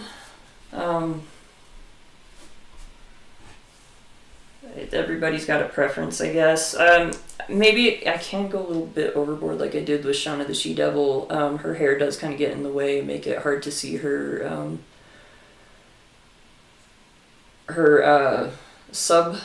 subtitle, which is Shanna O'Hara.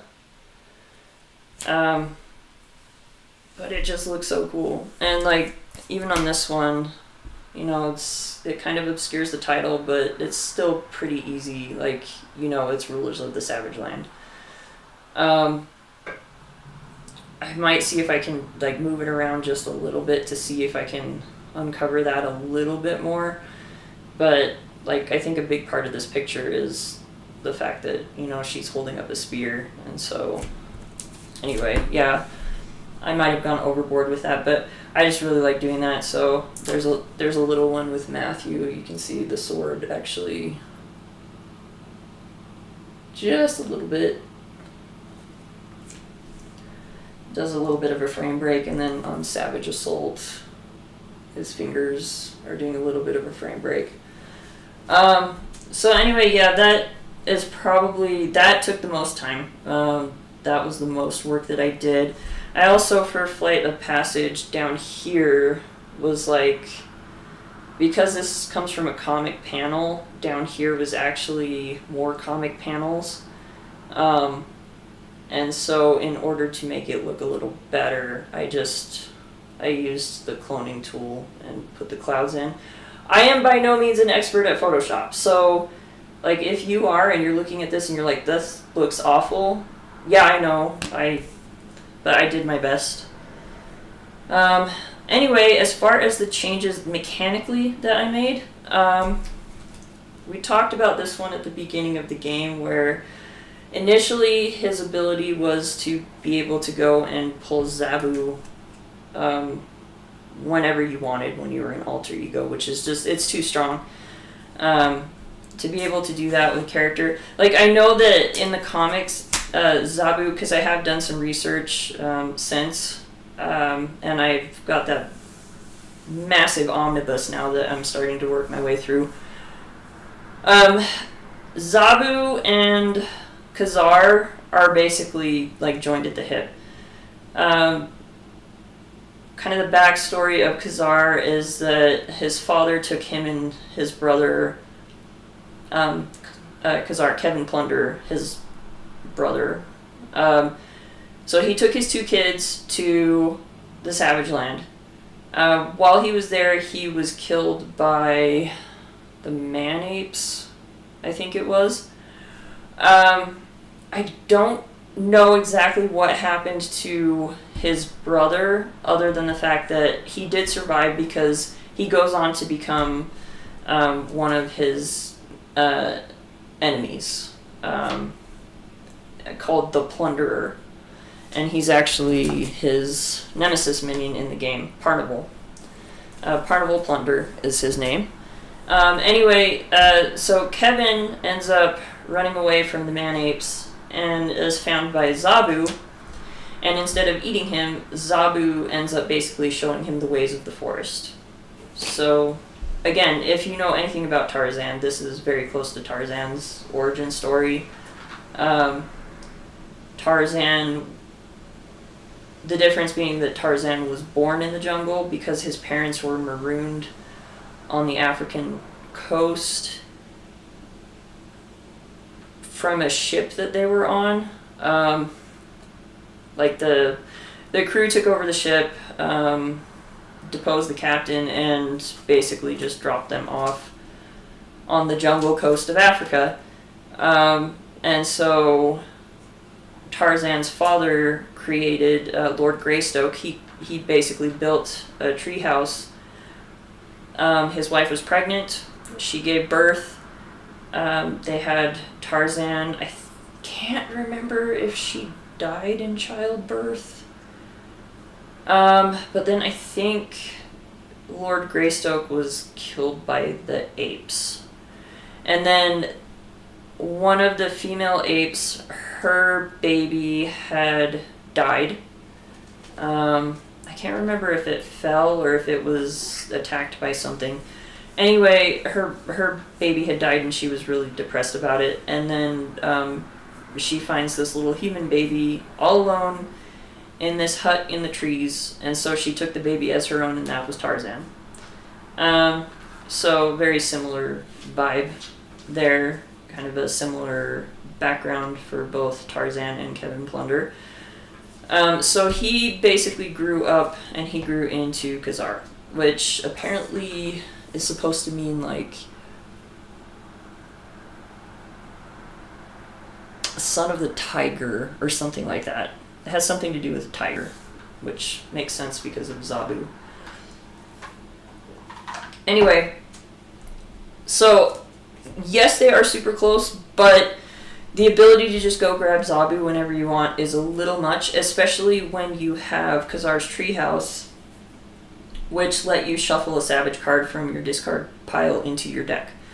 That was always a part of the Treehouse, at least sent in the version of Ka-Zar that I saw after the guy reworked it. Because he had an initial design, and then it's the reworked version that I found out about. And so, but the difference with Ka-Zar's Treehouse, because this is one that I did change, is that after you shuffled a Savage card from your discard pile into your deck, well, number one, I had to change the wording for that because the wording was wrong. I knew what it was asking for, but again, Marvel Champions is very specific on its wording with certain things, and so there is a way that you have to word things in order for them to work within the game. And the way that this was worded previously, let's see. I think, let's see, we've got it somewhere in this pile of, oh, there we go, Ka-Zar's Treehouse. Return a savage card from your discard pile to your deck. And then part of this was, and heal 1 damage from a savage character. So, I like the idea of that because his deck is revolving around the fact that you want to keep his allies in play for as long as possible. So healing them seems like a natural part of the deck, like you want to keep them around. So I liked that, but I didn't. When I decided to change this from being able to find Zabu whenever to making that just a setup thing so that you could at least get Zabu in your opening hand, he needed something else as an ability on his alter ego side, and I thought that it was a better fit for that healing 1 damage from a savage character to be on this. So I moved that from the treehouse to his alter ego, and then for the treehouse, then we needed something to go with that. So I really like conditionals that are fairly easy to hit. So with Ka-Zar, it's fairly easy to get out a savage character, like a savage ally. You get to have one of them in your opening hand. So this is not that difficult. The conditional on this is not that difficult to hit if you control at least 1 savage ally. Unless, like, you've got some other really amazing cards that you want to put into play. And as we saw, like, I put Shanna the She-Devil out because she was in my opening hand. If she hadn't been in my opening hand and all I had for allies was Zabu in my opening hand, I would have put Zabu into play. So it's really easy to get a savage ally into play. So it's easy to meet this conditional so that you can draw a card. And so I liked that, and again, that's kind of a nod to Worthington Industries from Angel's Kit, and this healing a damage from a friendly savage character. Also, like, aside from coming from here, like, putting it on the alter ego was also kind of a nod to Angel's Kit because Angel can heal 1 damage from himself once per turn. So, just as an action on his alter ego side. So, that was something that I did actually change. Another thing I changed.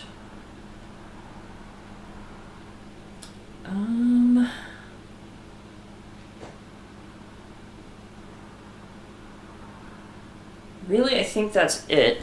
Except for this, for the Urban Jungle, which we already talked about, that I changed this from what it was previously. So what it was previously, or what it is in the original design. Like, I'm not trying to step on his toes at all. There's better ways to make this kit work, like just to tweak him just a little bit to make him better. So this is what the original designer's design is for this, which is at the end of the villain phase, place a terraformer counter on each savage card in play. If the terraformer counters on a card equal its cost, it must be discarded. So, savage cards. We have Zabu, Shanna, Matthew, Ka-Zar's Treehouse, the Savage Land, and It was just Ka-Zar. I added the Savage to this side, but Ka-Zar. Oh, and the Jungle Vines. And the Savage Essence. Really cool idea. The problem, again, being that Zabu gains his own counters. And so when you're putting two different types of counters on Zabu, that can get... you need to have two different types of counters, which the main box doesn't have. And one of the things that the designers of the game always kind of talk about is the game is whatever parts of the game that you get need to be playable with what is in the core box. And if you have to have two different types of tokens to denote that Zabu, he's got both these feral counters on him, but then he's also got these terraforming counters on him. Like, it doesn't work very well. It gets confusing. And then on top of that, since you're putting it on all the Savage cards in play, oh, yeah, the Princess of Mars books.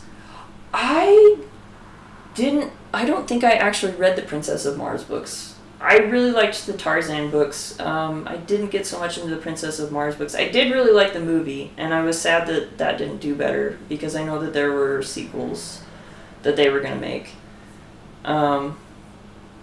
Yeah, I miss... That's a good movie. I should go back and watch that again. Anyway, so you would end up putting counters on Ka-Zar in the Savage Land, neither of which can leave play.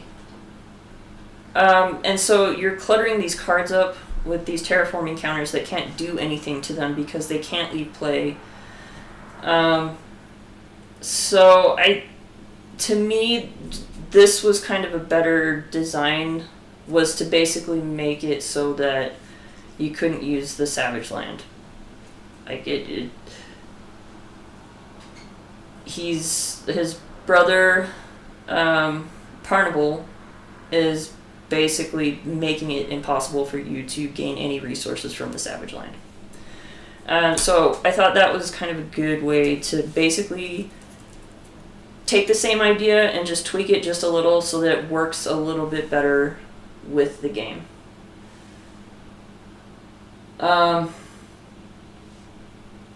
Yeah, that is true. Disney really did not market the movie. I think they didn't want it to succeed. Like, that's just my hot take. Oh, and going back to the things that I changed, Child of Two Worlds. Again, this was a card that I had to change because the way that it was worded. But again, let's see. Here we go. Child of Two Worlds. Alright, so the way that it was initially worded is forced action. Take damage equal to the number of tech cards in your play area. If you took no damage, find an obligation card for your mirror nemesis set and reveal it. There's no trigger here. There's no triggering condition here. So it basically, this would come out and it would just sit in front of you and not do anything, because there was nothing to actually trigger this. In order for this to do anything, this forced action, just the way that this is worded now, this could not be a forced action. It would have to be, what was the wording? So it couldn't be a forced action. It would have to be like an interrupt, I think. And in any case, it would only fire the one time, and then it would just sit in front of you and not do anything, and really not cause you any problems. Again, you can see speech bubbles that I took out. And I upscaled the image on this too. Anyway, so the way I fixed that was literally I just added at the end of the villain phase. So that now this is sitting in front of you, and every single time you get to the end of the villain phase, if this is still sitting in front of you, it causes an issue because it keeps bringing out those tech cards, which are pretty nasty. They make it so that you can't use your allies or you can't use your upgrades or supports if they're savage, which is pretty terrible. And then that's not even taking into consideration the fact that if those tech cards are sitting out in front of you at the end of the villain phase, you're going to take a damage for it. Which, as you saw during the game, you're already taking damage using his survivalist ability in order to put tokens on Zabu. So, you do end up wanting to get rid of this. So there's that. I don't think I did anything else to any of these. The rest of them I think were pretty good. With these, I just, except for this one, I thought the image was fine on this one, but I upscaled the image and I think I took out, there was a speech bubble here that I took out. There were speech bubbles in here, around up here that I took out.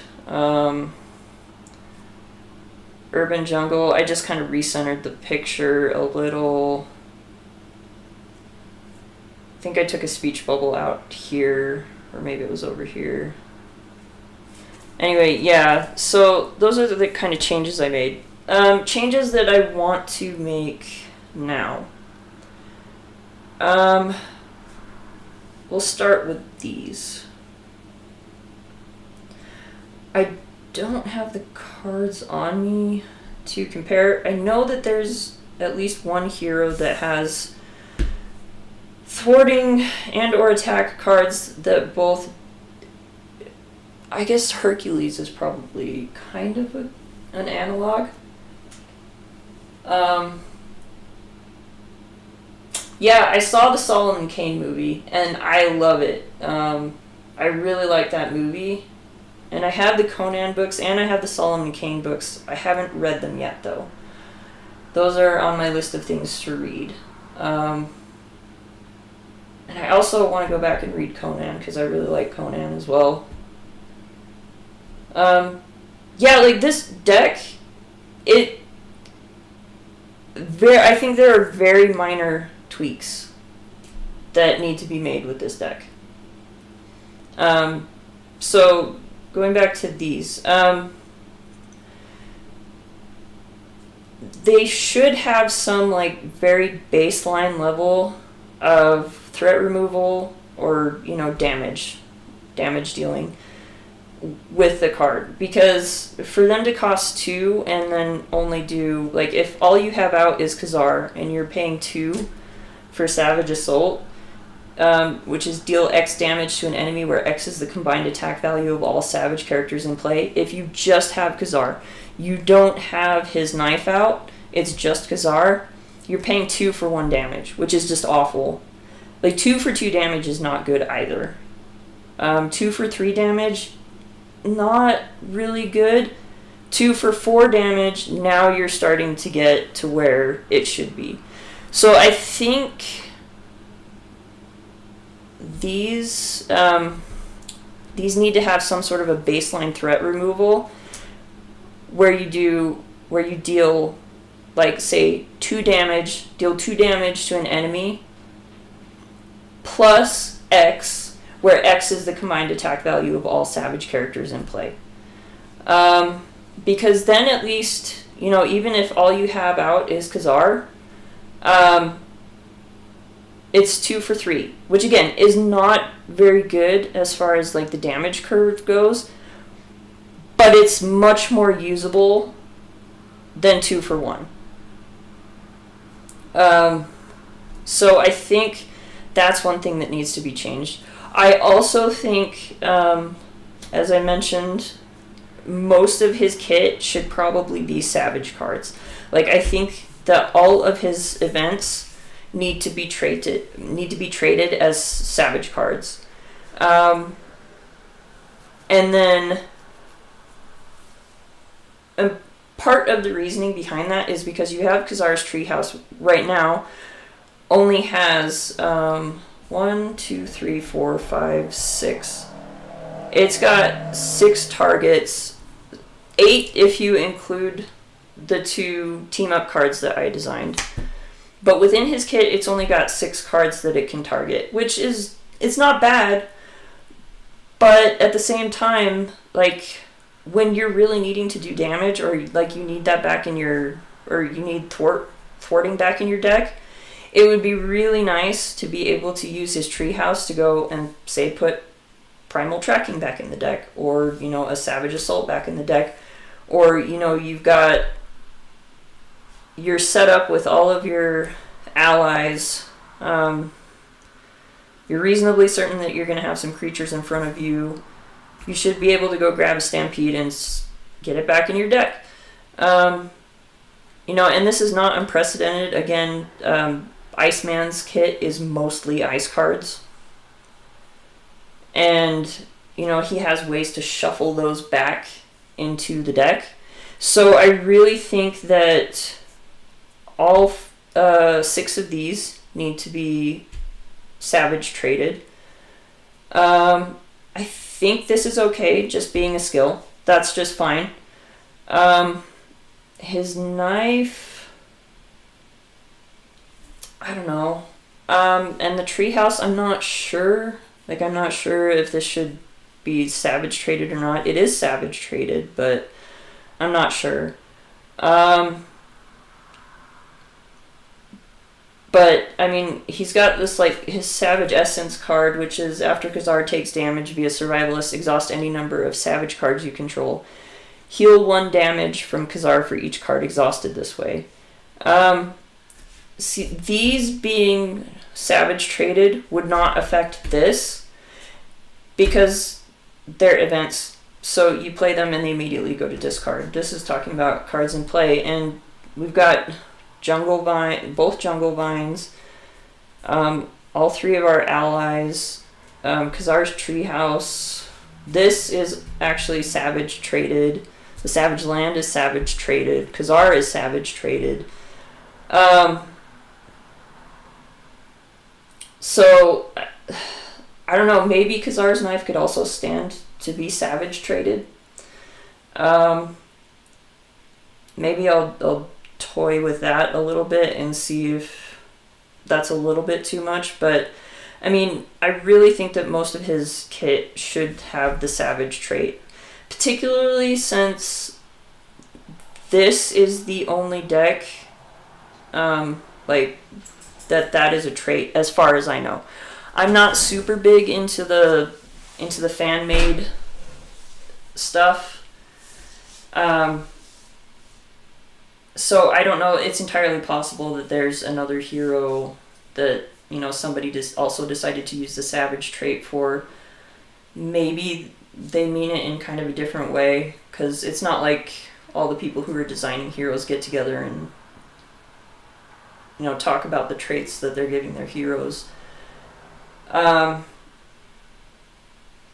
anyway, yeah, I really think that these should have the Savage trait on them. I had mentioned before I changed, and for whatever reason, I guess I forgot to switch out the card on my little PDF file that I used for printing all of these, but Ka-Zar should be, well, I have him traded as Wakanda because I can't find anything that, even on the Marvel website, that mentions him as being part of Agent of Atlas. He was part of the Agents of Wakanda.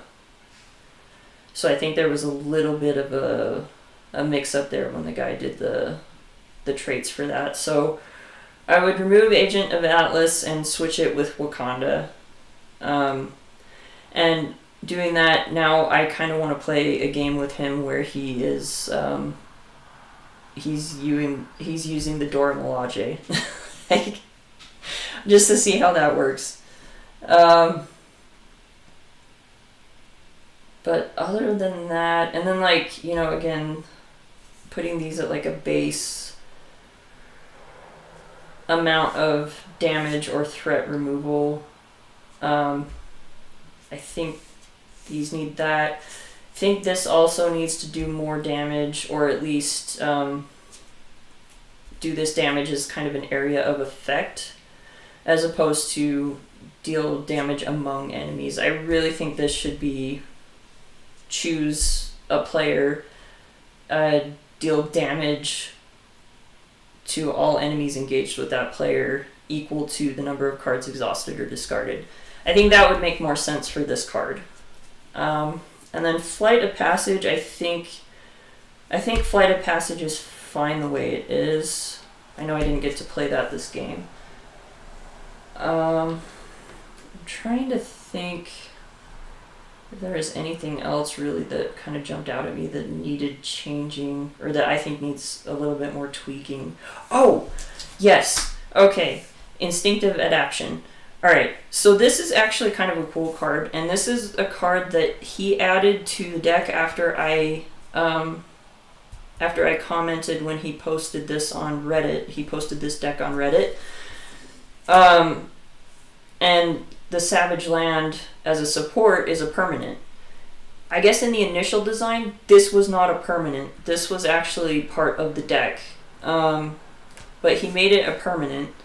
And so that actually left an opening within the deck, because any hero that has a permanent that comes into play, that doesn't take up space in their deck. So they'll have more cards. If you look at their card numbering, for instance, Vision with his form, his intangible and dense form card, like if you look at the numbering on his cards, it goes up to 16 instead of 15 because that card doesn't go into the deck. Same thing with Spectrum. Hers goes up to 18, I believe, because she's got 3 extra cards that don't actually go into the deck. They're also form changes. Same thing with Nick Fury. Valkyrie with her what is that card called? I forget.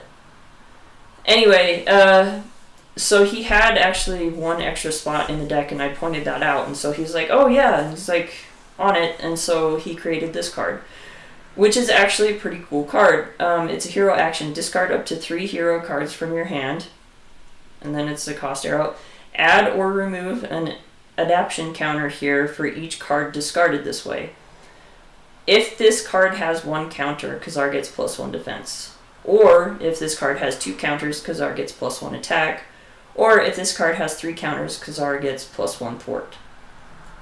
I like that it doesn't just give him +1 to everything. I like that you kind of have to decide how many counters you want to have on it. But then it has another hero action, which is exhaust this card and remove all adaptation counters. Ready, Ka-Zar. The only issue that I have with this is that Ka-Zar starts out with an attack of 1. When he gets his knife, he gets an attack of 2. His thwart is just 1. So him being able to ready to do basic things is not that big of a deal. So instead, what I would do for this is cap this at 3. Like the max counters that you can have on this is 3, just so that you can't like load up on counters on this thing. And then change this second hero action to exhaust this card and discard a counter, and that's a wild resource to play a savage card, which would play into the rest of his cards all being savage, because then he would always have a resource generator that could pay for the savage cards. But that's kind of the change that I would like to make to instinctive adaptation, because I think most heroes do have some sort of a resource generator. And I guess with him you could say, well, the Savage Land is kind of that way because it lets you draw cards. But sometimes it doesn't work, and so I think this would actually be kind of a nice way to finesse that a little. So it's like, yes, you can use these counters. You can use them as resources, but you have to make that decision because, what if you need that +1 thwart, or, the +1 attack, or the +1 defense, like depending on what your strategy is for the deck or how you've designed it, like what you've designed it to do.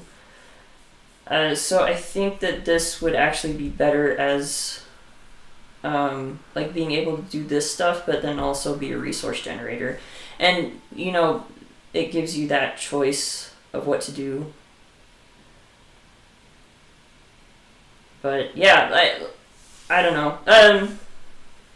These are just kind of thoughts that I had on ways that I would change the design just a little bit in order to make it, I think, a little bit more smooth, and to make some of the cards work just a little bit better, and make him a more viable hero. Because as of right now, it's a solid design. It's fun. Like, I really enjoyed playing this deck, and it's one that I'm going to continue to tinker with over time, until I get it to a place where I think it's good.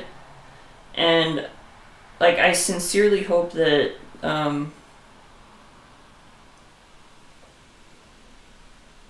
Savage Strike for Venom, yeah, but that wouldn't be Savage traded either, so it wouldn't work. But I really hope that if the guy who designed this isn't gonna do anything else to change it, that he gives me the go-ahead to like make the final tweaks on it to really make it so that it's a viable hero.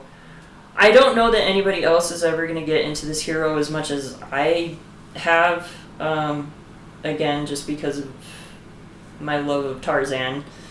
And that this is basically Marvel Tarzan, but yeah, it would be nice to have like this deck that I can take and play at different places. I'm hoping to make it to Con of Heroes next year, and if that's the case, then yeah, like I would love to take a finalized Ka-Zar deck with me and see if people are okay playing with him, like just letting me play with him at the table. Most people are pretty open about that, and they're not too, well, sometimes they can be a little iffy about the heroes that you bring, especially if it's Doctor Strange or Hulk. They tend to get upset about that, but I think some people would actually probably enjoy seeing how a custom hero like Ka-Zar would play, and I think... Hi, Apollo.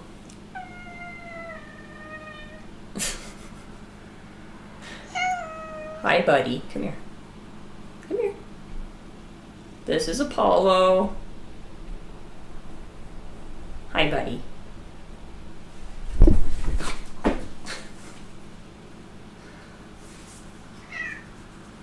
He's not typically my verbal one. Every once in a while, he's very verbal. Mostly it's Aries, though. Aries is the one who likes to talk a lot. Anyway, yeah, so I think a lot of people would probably really enjoy seeing how this works, and if I could get it to a point where I think it would like actually work at a table with other people, like work consistently, I think it would be fun to be able to take it to Con of Heroes and like just show it around.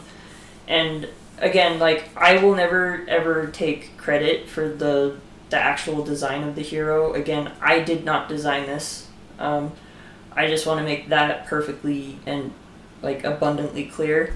I did not design this hero. I have made some tweaks to him for this particular game, There are more tweaks I would like to make to him, but the actual design, the whole like mechanical design of how he works was done by dderenthal on Reddit. I forget what he goes by on Discord. Yeah, Discord.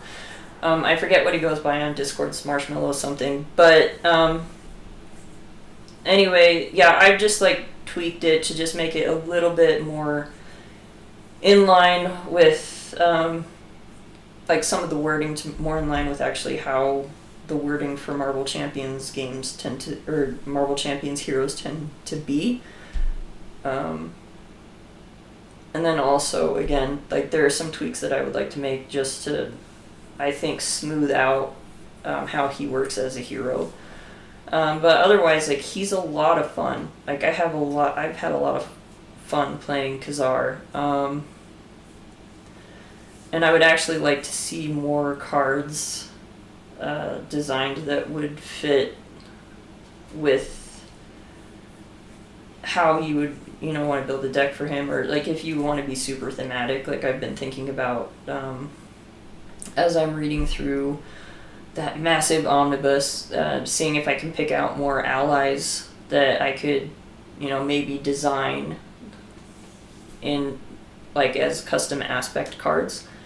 And that way, I could have more targets maybe for the hut, the treehouse to go grab savage cards, or that might work with his kit, because as we've seen with some heroes that have come out, the cards that have been included in their decks, they're aspect cards, so they're cards that should be you can use with any hero, but they're some of them very specifically work best with the hero that they came with. So and then like as more heroes get added to the game, you start seeing different ways that those cards can be used with different heroes. But there are a lot of cards that I've noticed that when they're introduced initially, they really only work very well with the hero that they were in the pre-con for. So I don't know, like I think as I read through, I'll try to keep in mind like different things that I could possibly turn into custom cards. This is kind of a weird area because I was not into the custom scene at all. But now I kind of am, just because I would like to see more ways to make like Ka-Zar shine, and there are a couple of other heroes that people have designed that I thought looked really cool and I would like to try out. One is, I think Stingray is one of them. That looks pretty cool. Man, and I think some people have actually been expanding the pool aspect, which is in desperate need of more cards, and I'm really sad that it doesn't seem like FFG has any interest in revisiting that aspect. And there are ways that they could do it. I just don't know that they're going to, which is unfortunate. So I definitely want to print out more pool cards. Like, even if they're just fan-made pool cards, I'll print out more pool cards. But anyway, what time is it? Oh wow, yeah, I gotta go to bed. Today was like the longest day at work, and I also found out yesterday, because we had Monday off. This is totally an aside, but we had Monday off, and we got back on Tuesday, and then they were like, oh, by the way, we're working Friday. We work 4/10, so normally we work Monday through Thursday, and we get Friday off, and so I was like really looking forward to the short week, but no, I have to be at work on Friday, unfortunately. And then on top of that, I also have plans with a friend to go see the Backrooms movie, which I'm super excited about. I've been waiting for this movie for a couple of years now. If you have not heard of it, do yourself a favor, go look it up. And go look up Kane Pixels. and start going through his backrooms, like his backrooms playlist, because, and I know like people get sick of his age being brought up, but seriously, like this guy, okay, so at 16 years old, he created basically the video that brought the backrooms from weird internet lore to more mainstream internet lore. It's called Backrooms, the Backrooms Found Footage. I think that's the name of the video. He was 16 years old when he created that. Keep that in mind if you decide to go watch that. Holy cow. None of that was actually filmed with a camera except for maybe the very beginning of it. He created that entire Backrooms set in Blender. And then I think he was using like Adobe After Effects or something. Like, he was using computer programs, and it looks very real. Like, you would swear that somebody's got an old camera and they're walking through this very unsettling just building with all these random rooms and hallways that go nowhere. But anyway, yeah, he was 16 when he created that. And people are like, I don't understand why everybody's so, like, obsessed with his age. And it's because, again, 16 years old when he did that. He's been making videos fairly consistently ever since then. He turned 20 last year. One of his best works is actually the playlist or the series of videos called The Oldest View.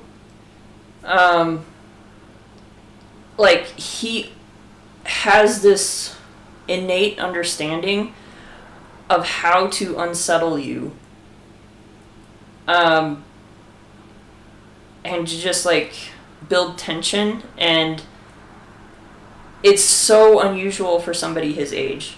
And then on top of that, A24, the company, the film company A24, hired him to direct a Backrooms movie. And it's connected to his Backrooms series on YouTube. Again, the dude is only 20. Like, he turned 20, I think, in the middle, like, or right at the tail end of production of the movie. And so the movie, or actually shooting of the movie, I think they were still in production up until like a month ago. Anyway, yeah, like, he's very young, but he definitely has, like, and when he talks, you can tell he thinks very deeply about, like, what he's doing, and he knows exactly where he wants the whole Backrooms thing to go. He's already got the ending planned out. Let's see. Oh yeah, savage versions of the X-Men. That would be neat.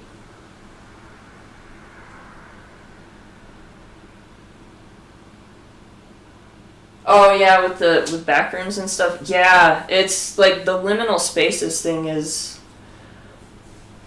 it really is unsettling.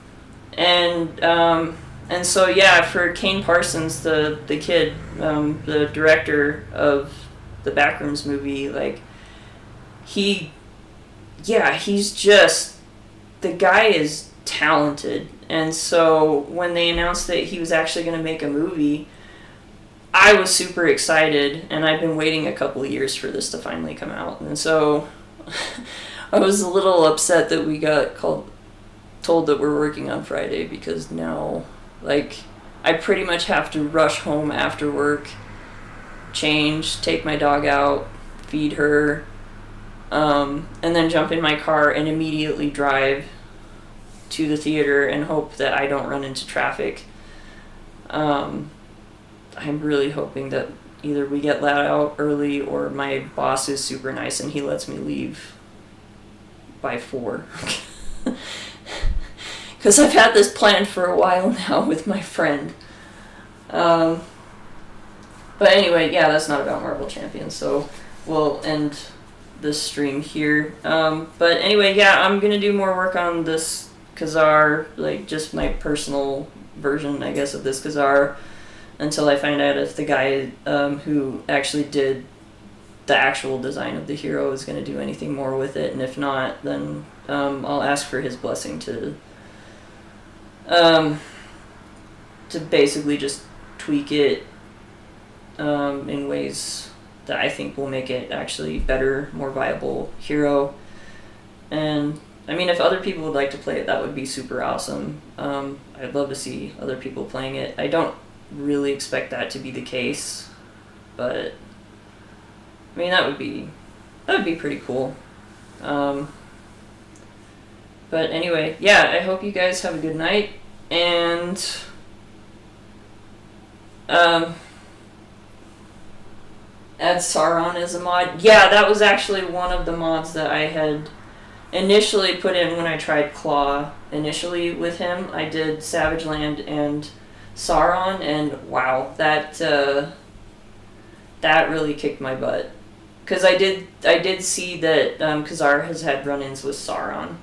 So I would probably, I don't know, maybe I'll take out Savage Land and just put in Sauron and see how that goes.